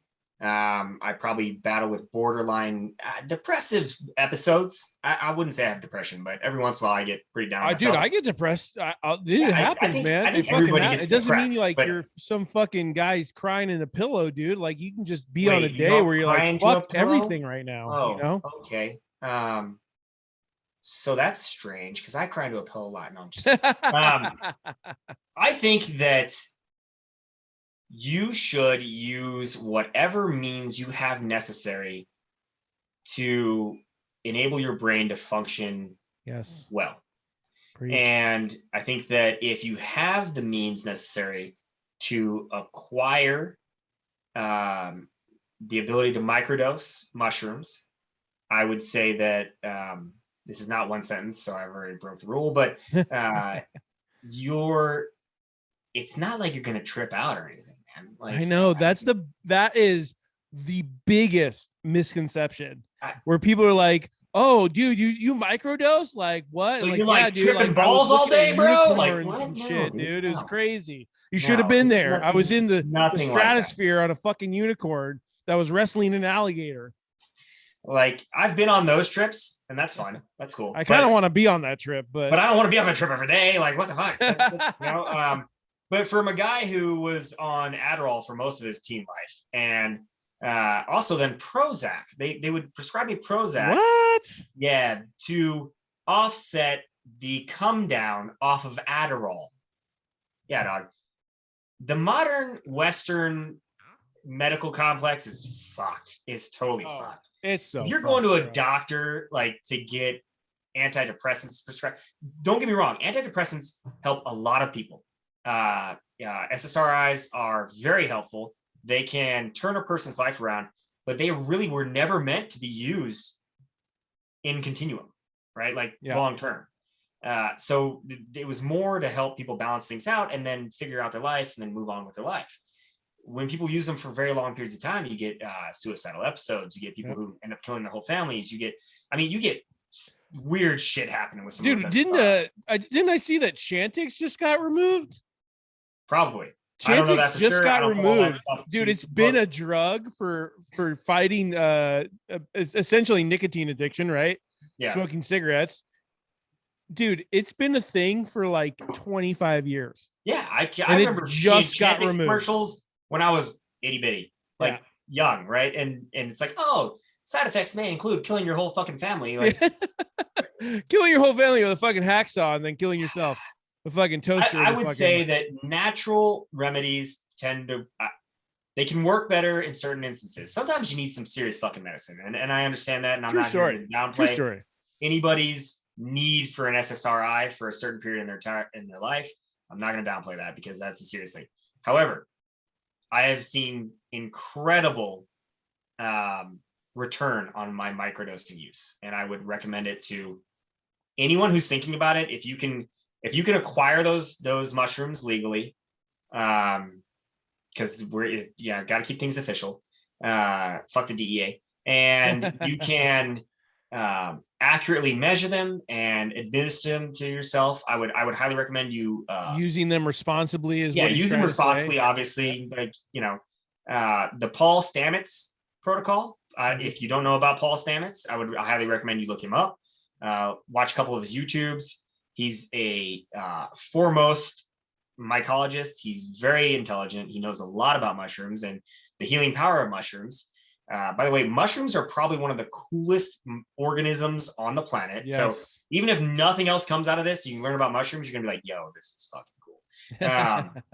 But I would highly recommend you pursue it. And it's been nothing but good for me thus far. 100%, man. Couldn't have said it any better myself. It's actually really funny that you and I were going to sit down and have this podcast, and this question popped up because at the gym that I go to, shout out to Metroflex, there's a fireman who goes there. Metroflex. There's a fireman who goes there. Haven't seen him in a hot minute, dude. And if you guys haven't been following my Instagram, Spencer loves firemen. So yeah, obviously no, but on my story, I always do my workout, whether it's upper or lower. But then I go back to my truck. I put a neoprene vest on, and then I put a fucking rain jacket on, and then go into the sauna for 20 minutes every day. Slightly excessive. You guys don't all have to do that, but Spencer's hardcore. Yes, you do. Don't be a bitch. Anyway, as I'm literally putting like my jacket on, whatever, going in my second round, he pulls up in his fucking fire truck. And the dude's like, dude, what's going on? Like, I haven't seen you in forever, whatever. We dap. And he asked me about the podcast because when I first met him, I talked to him about it. And because right around the time I met him, I was actually, I brought in was about to bring in the owner of Metroflex. Can't remember what episode that was. It was a good one. It was a good one. Yeah, he was like, no fucks. No fucks given. Like, no, this dude is fucking legit. For sure. Yeah, he's for sure. That was a podcast that I was so happy we did in person, because if I tried to do this over Zoom, that would have been a completely different podcast. And I told you, I'm very, very selective of who I do Zooms with these days, just because you gotta be able to vibe with the person over the internet. And congratulations, Marty, you made. I made the cut. So but anyway, the guy, what I'm trying to get to is the guy asked me, how is the microdosing doing? And he's a fireman, dude. And he was asking me about it. And I thought that was really, really cool. And I told him I had been off for it a little while. And it's true. I actually have been off of it for about a month, dude. And I can tell a huge fucking difference when I'm not on it. And I hate it. And again, just like you said whole life, or the majority of your life, you were on Adderall, right?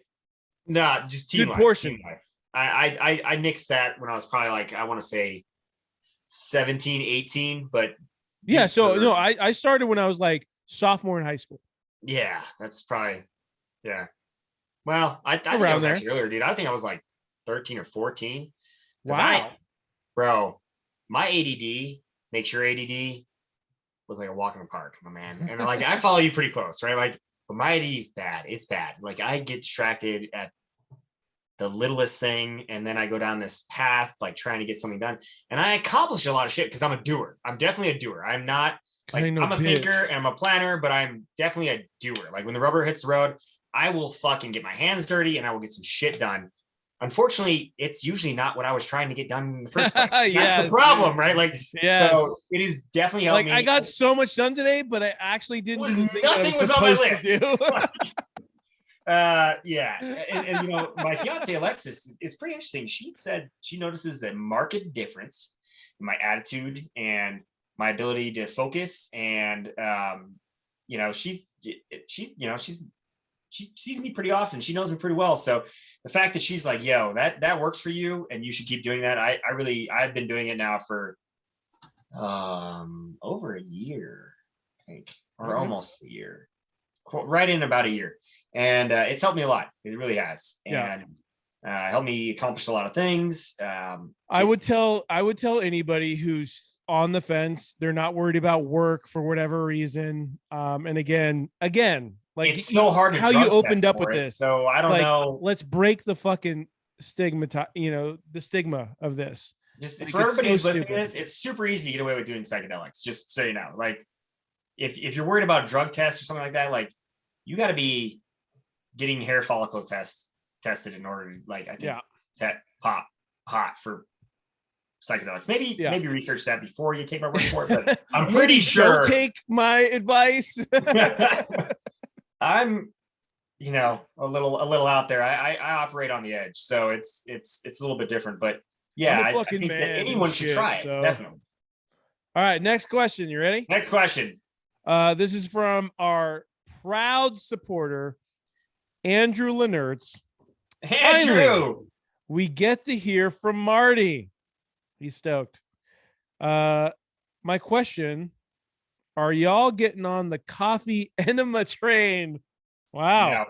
No, Invicta could make a special rectal roast with the slogan. God. That's actually Andrew. Phenomenal. What you just said, Andrew, is absolutely fucking phenomenal. The best part of waking up is Invicta in your butt. Love you guys. Hugs and kisses. Yes. His signature is phenomenal. Love you guys. Hugs, kisses, and kettlebell swings. I love it. Oh my gosh, Andrew. What a guy. That's fucking phenomenal. He's a great guy. He really is. Would you ever get down on that, dude? Like, that's the question. Coffee enema. Yeah, I know nothing. A hard pass for me.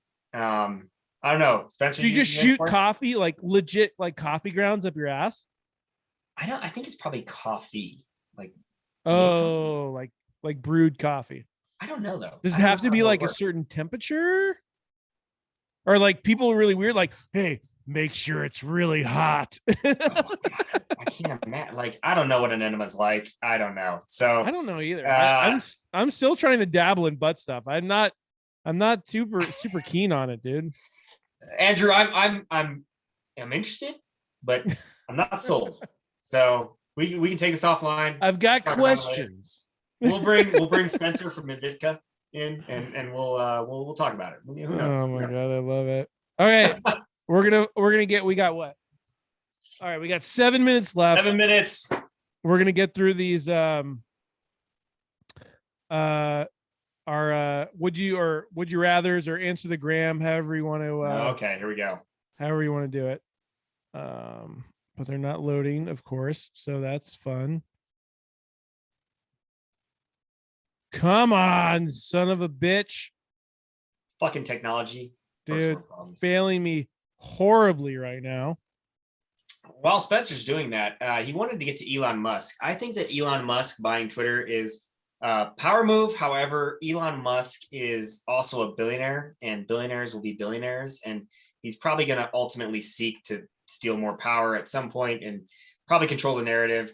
100%. And I think that a lot of people are super stoked about this, but it's honestly probably a moot point. If that, I would like Twitter to be more of a town hall and more of an or just social media in general, right? Yeah, but honestly, he's probably going to end up bending it to his will. Like, let's just be honest. I agree. Billionaires are going to be billionaires, and that's what billionaires do. So I heard a perfect quote. He's our guy until he's not. Exactly. And that's the way everybody should look at it.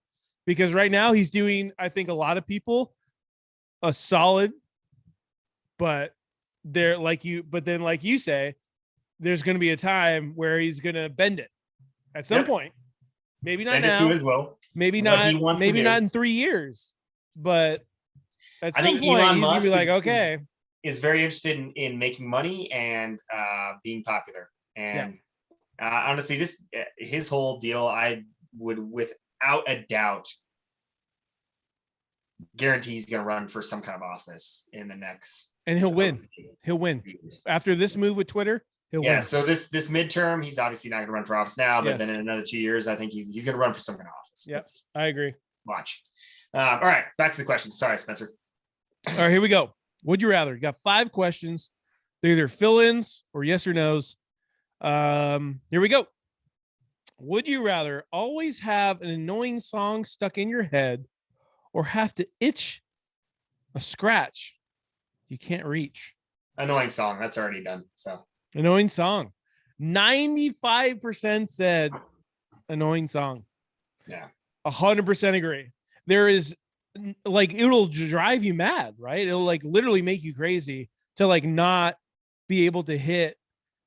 I'll never forget like waking up in the middle of the night and there's like something tickling the center of my back where, I mean, with these enormous fucking pythons. With these enormous pythons I got. Yeah. Itch you can't scratch. Actually, my flexibility in my shoulders is absolutely shot, but I can't reach it. So I like have to literally get up and like do like the whole bear scratch against the corner of the wall. I have to do that so I don't kill my family because that fucking scratch or the itch that I can't scratch drive you insane. Is going to drive you insane. Absolutely. And people understand 95% said annoying song. I'll take it because that annoying song will somehow just become catchy and you'll get used to it eventually. You'll get used to it. Would you rather, question number 2, would you rather go bald or have a Hitler stash?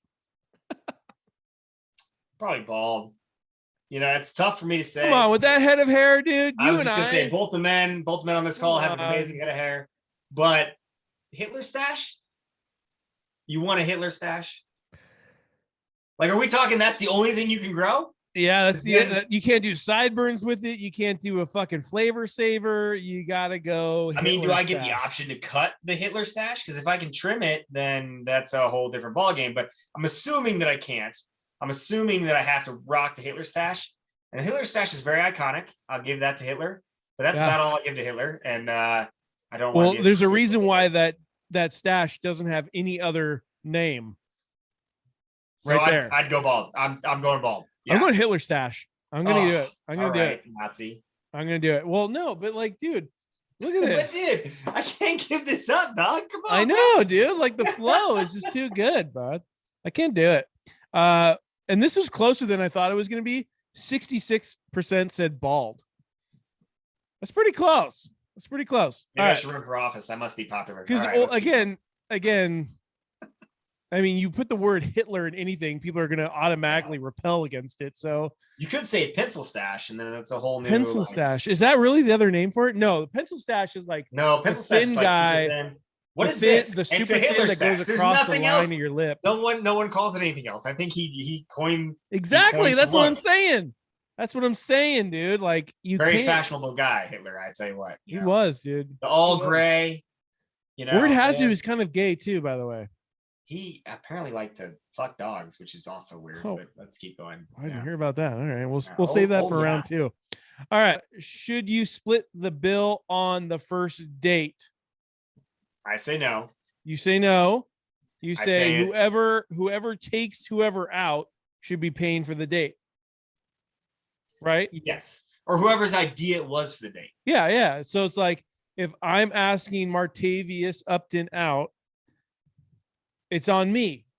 Yes. Versus if he's asking me out, it's on him. And I respect that.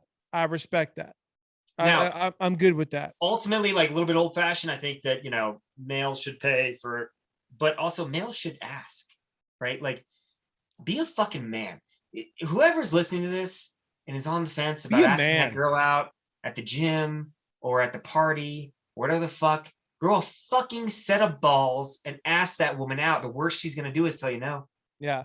The worst thing that will ever happen is she says, go fuck yourself. And then you're back to where you started. And you're back to actually fucking yourself. So you're gonna be, it's, really, there's no ground Dude, lost. straight facts, dude. Like, life is so short. And dude, everyone, and I don't care who the fuck you are, everybody battles with the fear of failure, right? The fear of not being accepted, the fear of all this bullshit, just fear in general. And that's why they were able to do, and I say the government was able to do as much as they did in these last 2.5 years because of fear. Yeah. Fear is a hell of a fucking drug, right? Yeah. But people are so scared, aka fear. They're so scared to get rejected or to, not be 100% on something and not win or blah, blah, blah. Dude, just fucking go, man. Just send it. And if it doesn't work out the way you wanted it to work out, fuck it. Recorrect and then just fucking do it again, dude. I'm telling you. Not to go down too much of another rabbit hole, but everything that I've ever accomplished that was cool was on the other side of fear. And I know that's super cliche to say, guys, but I'm also not some guy who's accomplished a ton in my life, but I've done some cool shit. I'm kind of a loser, but and honestly, like if we do a part 2 and Spencer and I get to talk for another 2 fucking plus hours. Yeah, dude, where are we at right now? We got I don't even know, but we can maybe dig into some of the other things that I've done in my life, but I've done some cool stuff. I've almost died like a lot, and that's part of being a man, though. Like, you talk about fear, like talk to dudes who like truly live life. Like, they've definitely at least had a couple handfuls of times where like should have died right there, should have been it right there. I mean, bro, I've been struck by lightning. Like I've got all kinds of near deaths. You didn't bring that up when I was making the fucking lightning joke with the branch and you're going to make a spear out of it? No, man. I figured we would let that pass for, you know what? Easter egg for part 2. Struck by lightning. Yeah. Yeah. So there you go. I can't wait to hear about that one. Next one. It's actually not that cool, but it's interesting. I'll say it's interesting. If I got struck by lightning, I would make that the coolest story ever. Come on, dude. Nobody else is gonna know. You're like, dude, I was bear wrestling an alligator and lightning happened. Yes, I don't know how you figured out my story, but that's exactly he's like, whoa, that's so weird. Like, you were there. It's crazy. So weird. Are you watching me? That's weird. No, Boy Scout camp got struck by lightning. Indirect strike, but strike nonetheless. Ended up in med ted. I think my heart rate was like at 183 beats per minute. Like yeah, bro. They thought I was gonna die. And then, so like any day on pre-workout is what you're saying. Do you remember Jacked? Like Jacked 3 with the 3D Jack? I do remember that. However, never took it. I've never been like a huge supplement guy. Okay. But I did. That was the closest thing to steroids you could do. No. I took a precursor steroid, so I surpassed that a long time ago. Okay. I'm talking like mid 20s when I didn't need it. I took it. But the other thing that I would always fuck around with, I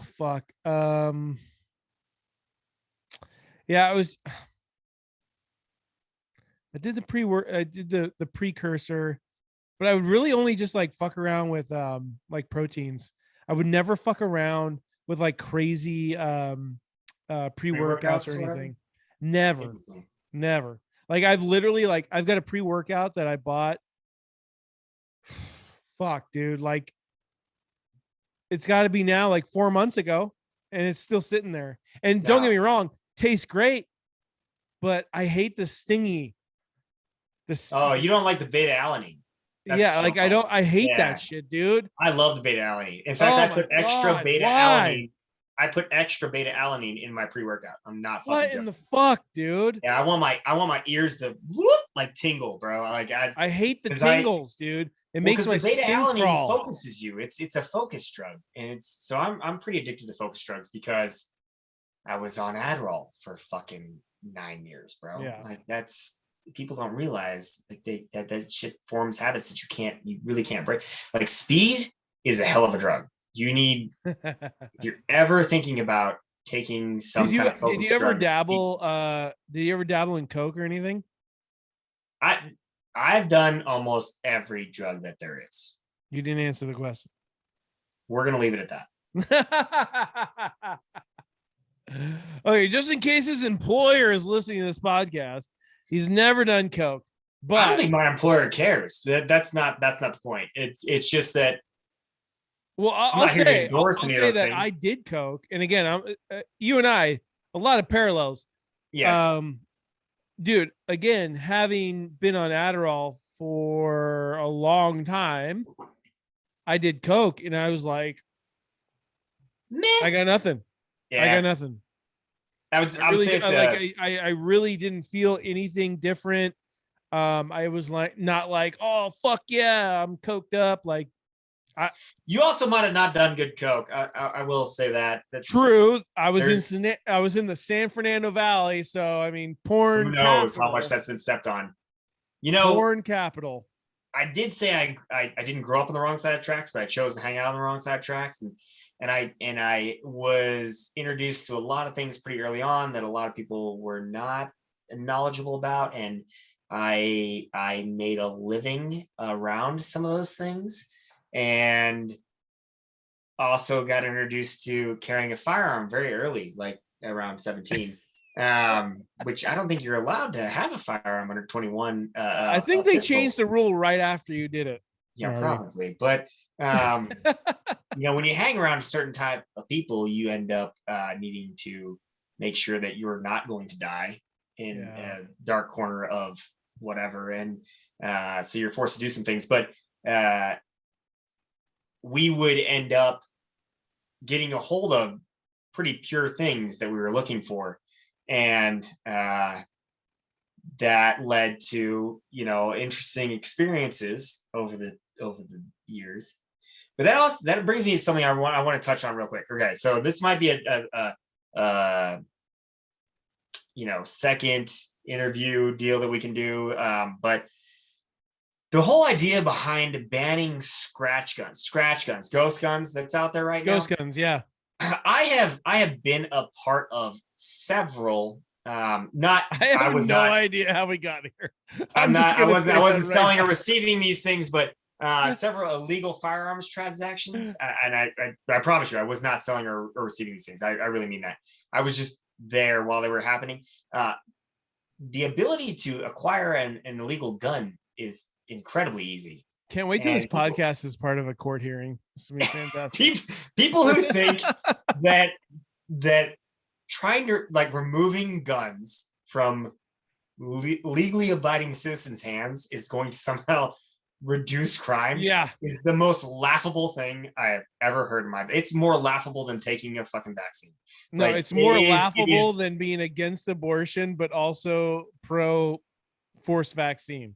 It's it's more laughable than that. It's the most laughable thing I've ever heard in my entire life. It is so easy to acquire illegal firearms. It is ridiculous. If you just ran in the wrong circle, Marty, you're wrong. You're wrong. You just ran in the wrong circle for a couple months. Has one somebody folds you in. You start looking.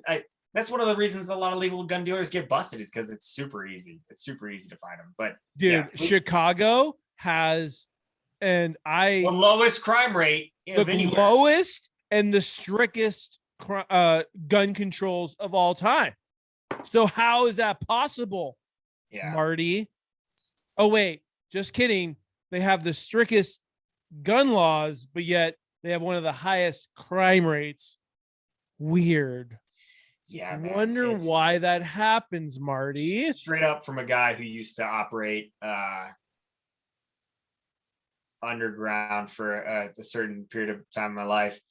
It's very easy to acquire an illegal firearm. You should be very aware of that. If you're an American citizen and you think that you're voting for gun control, you're literally just taking guns out of good guys' hands. That's really what's going on. That's what they want. You're taking exactly. You're taking guns out of good guys' hands. 100%. Because law-abiding citizens are going to try to follow law, right? Correct.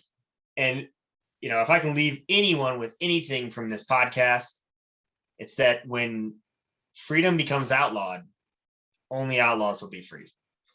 And you need to remember that. Boom. You need to remember that, because That's that great, is dude. something that is coming our way. And you're going to have to either decide to be an outlaw and feed your family, or you're going to decide to subsist on government commodity cheese. And if you want to know what that's like, just talk to some of your Native American friends who have lived on a reservation, because we really treat Native Americans in this country like second-class citizens. You think that racism is rampant against whatever race you are? Are you a Native American? No, you probably shut the fuck up, sit the fuck down, because we treat Native Americans in this country worse than second-class citizens. The things that they go through every day on a reservation are baffling to most Americans, and they have no idea it's happening, and they don't fucking care because it's not their problem. But in reality, like those are our true founding fathers, and we really should respect those people much more than we do. And yet again, you want to know what the future is like? Talk to some of your Native American friends, because they'll pull back a cloak that'll make you shit your pants, man. It's so bad on reservations. It's so bad. A lot of them can't even get filtered water, bro. Like they're buying aftermarket filters just to filter the water to get the ridiculous amount of crap that's being pumped into those systems, or they have shitty wells, or whatever the deal is. Like, do you think that has any what you're talking about? This is a whole different tirade too. I'm sorry, I keep ADD. I said, man, No, you I and me love on it. a fucking I love podcast it. together is terrible. I love it, and All our right. listeners love it too. But do you think that has anything to do with the fact that they are, maybe their water filtration systems aren't fantastic, but they do get handsomely rewarded, at least in California, right? So they get a lot of money out of California out here. Not to say that they spend it in the way that they probably should, but they do pretty well out here. And again, California, I can speak to what I see. Yeah. I can see a house that's on stilts and trash piled everywhere, but they're driving an Escalade. So I'll finish. Hold on. Okay, yeah, go ahead. One Go ahead. moment, Sorry. dude. One second. You're good. I went to go javelina hunting in Arizona, and we were hunting on Native American land. And so it was like a completely different permit, completely different this and that. We got out there.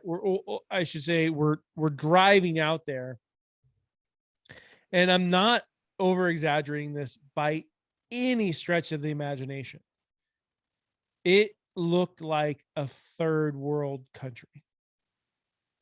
So the homes had like holes blown in them. Like they were just like, they literally looked like someone just like launched some rockets into their house. There's trash everywhere, but the cars, that was the thing that stuck out. The homes and the property looked like absolute dog shit, but the cars were cars that you and I would want. Yeah. Like they were just really, really nice cars. And so like they're getting compensated, but are they spending it the right way? And I say no. But also on that hunting trip, I remember where it was, oh man, it was like 10:45, 11 o'clock in the morning, driving through this town, through Arizona, trying to get this native land. And we're in this native land sector. There's a dude stumbling, like didn't just trip over a rock or anything, like clearly shit-faced. I've been shit-faced enough to know when I see a good stumble. Yeah. And he is just stumbling along the road. God knows where he's going. Like, there's nothing in sight. He's absolutely shit canned before noon, which I kind of applaud. But The problem is, that's what you're dealing with on a regular basis with natives these days. yeah. So this is a whole nother subject. I know, that we I really know, dig I know. into. And here's the deal, man. I'm gonna first state the fact that like I'm mostly Irish, right? Like, and I have no, which is why I'm on 4-7 and I'm still coherent, right? Like I can drink most men under the table, regardless of their size. But the fact How many pours on this pod? on this pot, 7. This is number 7. Let's go. How many pours you at? What, 4? 4. Not like I've been keeping How track. dare you? Anyway, we you know, my family, we are part Cherokee, which is the most white thing to say, like, oh, we're part Cherokee, but we really I are got like some Cherokee like in me, we're dude. I dude, got we're you. like we hail from like the Missouri area. Like we really are, we're part Cherokee, but I'm not going to get into how much Cherokee I am because it doesn't fucking matter, because I'm mostly white. And that's the reality of the situation, is I get to wear white skin and I get to go out there and I get to have white privilege, which is actually a thing. As much as people don't like, you know, oh, well, you blah, blah, blah, white privilege is a thing. Okay. I'm very aware of it. I'm very aware of it. Now in Colorado, is it a thing? No, not really. I think white privilege is a thing depending on where you are. Exactly. And in certain situations, sure. Like, dude, I've been pulled over by cops where I should have gone to jail for a long time. And they were like, oh, you're just a young white kid in the neighborhood. Blah, blah, like totally. Same thing happened to me when I was in Missouri, dude. I was playing baseball in Missouri. We got pulled over. Everyone was shit canned. Yeah. And the cops are like, well, you boys are just having a good old time, right? You all been black? Probably would have been a different situation. You all been Hispanic? Probably would have been a different situation. If you all been Native American, y'all would have definitely gone to jail. All right. Keep that in mind, right? Like, the Native Americans in this country have it, I honestly think, worse than anyone else. And interesting. I'm probably going to catch a hot take because I don't think a lot of people give the Native Americans the tip of the cap that they should. I think I'm going to catch some heat for that. That's okay. You know, that's fine, I'm going to catch some heat for a lot of stuff, bro. We're all for it. This is the most triggering and trigger warning. That should be the name of this episode. Warning. God, dude. The amount of warnings I've gotten on this podcast alone, low battery, this fucking gotta upgrade that. All right, let's try to get through this. I got 11% on my laptop. Here we go. We're gonna get through this guy. You ain't got a power cord? What's going on over there? You I know. Well, you know what the problem is? This fucking new. I got the was it the Air? No, you got a Mac. That's your problem right there. No, it's not. I'll never get away from a Mac ever again. Anyway. What I was trying to say is the conditions on any reservation, if you've ever been on a reservation for real, like, it's terrible. There's a reason they don't really allow a whole lot of people on reservations, or at least I don't think they do. I might be incorrect about that, but I'm pretty sure they don't. And if they do, a lot of people don't seek it out because there's usually not anything that you want to go see on a reservation, because it tends to really seat home the colonialism that happened in this country. And there's a TikToker that I can't fucking stand.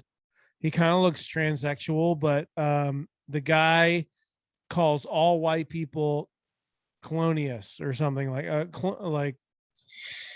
In reality, that's kind of true. All white right now, you and I are white people, like white ass motherfuckers. Like, we're that's our problem. What? I said we're descendants of them. Yes. So we've got to pay for all. Yeah. Exactly. And So, that's where he goes, where he's all, you motherfuckers owe me all this fucking dick. Yeah, that's also my thing too, is like, I don't owe anybody anything just because my ancestors did something. I have no control over that. I have like that's bullshit. Dude. I don't owe you anything if I didn't do it. I had nothing to do with it, right? But the fact that we're sending billions of dollars of aid to Ukraine. And I'm not trying to downplay the Ukraine situation or the Ukrainian people by any means, but we're not spending that money internally to help our own native people. Or Philadelphia. Like, dude, Or, just like take that we could money just and start put with the it native people, somewhere dude. in the States. You got to understand, we could take $2 of those $1 billion and probably turn every reservation in this nation around. Like it's not even that much money to do things. And yeah, you know, yet again, I don't speak from a place of like I'm not trying to say that I'm some kind of Native American who deserves anything, or that yeah, dude, you're I am coming the off voice like of the Native super American people. privileged right now. What I'm trying to say is that we owe those people a lot more than we give them by a long shot. And the fact that we are so apt to help another predominantly white country, but the people in Yemen are suffering massively from genocide, and we're not doing anything there. Just should tell you where our priorities are in this country, right? Like it's an unfortunate reality. I mean, again, it all comes down to politics, right? But yeah. War Party movement, shout out to them. Yeah, shout out to War Party movement. Dude, they're great, dude. They're great. Shit. Jeremiah's a really cool dude. He taught me how to throw a rope. That's cool. He's dude, good dude, and a lot of strong women are supporting him. Basically, if you guys don't know, War Party movement is to bring awareness to the fact that, like Marty has kind of been etching at this entire time, there's a gross statistic. I'm not going to throw anything out there because I don't actually have the statistic on me, but it's absurd the amount of Native American women that go missing, and the cases just disappear. Dude, they close those cases so quick. Yeah, it's fucking terrible. It really is. No, that's what it is. Like basically, like there is a insane epidemic of women Native women disappearing on reservations or whatnot. And those cases just like, yeah, fuck it. Well, close it.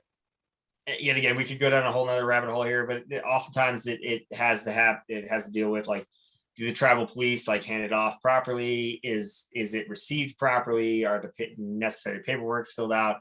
Like there are a lot of, unfortunately, like a lot of areas where a hole can be punched and it cannot carry on, but it should be. There shouldn't be that much paperwork to, because if, Sally homemaker in Southern California goes missing and, that family wants everything found, the cops don't stop, right? Like so it's bullshit, man. It really is. Yeah. And that's it. I'm a big supporter of them. I like what they're doing. And the fact that so many of these women do go missing is absolutely tragic. And it's alarming. I don't know how we got on this, but that is an important point, this man. Has been like great, we do dude. not treat our native peoples near well enough. And I'm not here for a bunch of government oversight, but the fact, yet again, you want to see what happens with a bunch of government oversight, a bunch of federal oversight, look on a reservation. There you go. There's a ton of government oversight there. Should you split the bill on the first date? Let's bring it back. Bring it back. Got 7 minutes. We've been here before. No, you don't split the bill. Next question. Next question, Alec. 71% said, nah, don't split it. So whether it's the female or the male asking whoever's on the date, let's not lie to each other. It's usually the male. Handle it, dude. Handle it. And then from there on, as your relationship grows, you guys split bills. Ask her out on that date, man. I don't know who needs to hear this yet again, but go ask that girl out on a date. Yeah. Amen, dude. Absolutely. Ask her on a date. Send that it, dude. Out of your league. Just go for it. You never know. Would you rather be naked or fully clothed 24/7? Oh, we did this one naked. I'd say naked. Naked. I'm gonna go naked as well, but 64% said fully clothed, which tells you a lot. Tells you Like that if you got some everyone's proof. naked, it doesn't fucking matter, dude. Exactly. Of course, It this could doesn't be just fucking you matter. being naked all the time, which could cause some problems. True. They'd be like, that guy has got way too big of a hog. He needs to get the fuck out of here. Did he ride that thing into town? God damn. And coming from a guy's perspective, you and I, we're in our mid-30s. Fuck, I'm in my late 30s, which is so shitty to say out loud. But you can, dude, erectile dysfunction or just having a fucking dick hard as fuck for no goddamn reason. Like that's a thing. And nobody It's talks definitely about a thing for younger men. Yeah. Just imagine like walking around. Oh, got a boner. Thought about something, have a boner. yeah. Nothing I can do about it. There you go. I'm pretty sure this last question. What's the one food you wish you could have for the rest of your life? That one thing never leaves, is always part of the menu. What is it? Probably have to say pizza. I think pizza. Oh, dude, that's a good call. Yeah, great probably pizza. I mean, like, if you order the right pizza, it's a fucking full meal. it is dog. good, but pizza's also, it cannot be that good. But pizza's kind of like sex. It's not that good. It's still pretty good. But like, he's like, hey, it's still pizza. it's still pizza. If I had to pick like one thing that was expertly crafted for the rest of my life, brisket. Oh, that's an easy question. If it's expertly crafted, brisket, without a doubt. But I like that. Brisket's also easy to fuck up. So true. I'm not trying to eat some shitty brisket for the rest of my life. Like if it's dude, I'll do pizza every day, dude. Pizza every day. Are you fucking kidding me, dude? I'll never get tired of pizza. Pizza, never. Beer, let's go. That's pizza and a beer. Talk about a balanced diet.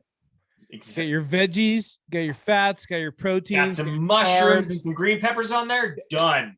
Let's go. There's some spinach on there. Done. It's easy. Dude, this has been so much fun. I can't even tell you, dude. We've gone through, I literally lost count how many pours we had. That bottle is pretty much empty that I'm looking at right now. 7 pours here. Marty, tell everyone where they can find you. I'm at MTN_Marty on Instagram. You want to find me other places, you can. I'm working on a couple of things. I've got Adventure Actual at Adventure Actual on Instagram. That's more just like totally outdoors. So if you're not really into my 2A crazy anti-government bullshit, Adventure Actual is a good spot to find me. We put out some cool goods. We're about to drop some new merch, so check that out. If not, that's cool. I'm not really on pressuring people to buy things because I think consumerism will end us all. So if you want to support us, that's cool. If you don't, cool. And if I can leave anyone who's listening to this with one final thought, just remember, I said it earlier, that when freedom becomes outlawed, only outlaws will be free. And dude, I hope you remember that. That is the greatest quote I think anyone has ever left this podcast with. I love it. Try to go out with a bang, I guess. I don't know. Go out with a bang. Love it. And buy a Land Cruiser. Go buy a Land Cruiser. Yes. You'll never regret it. Spencer, exactly what he just fucking said. Love it. All right, y'all. You know what to do. Go like, share, subscribe, do all the things that make us look cool. We'll see you all next time. Big hustles. Cheers.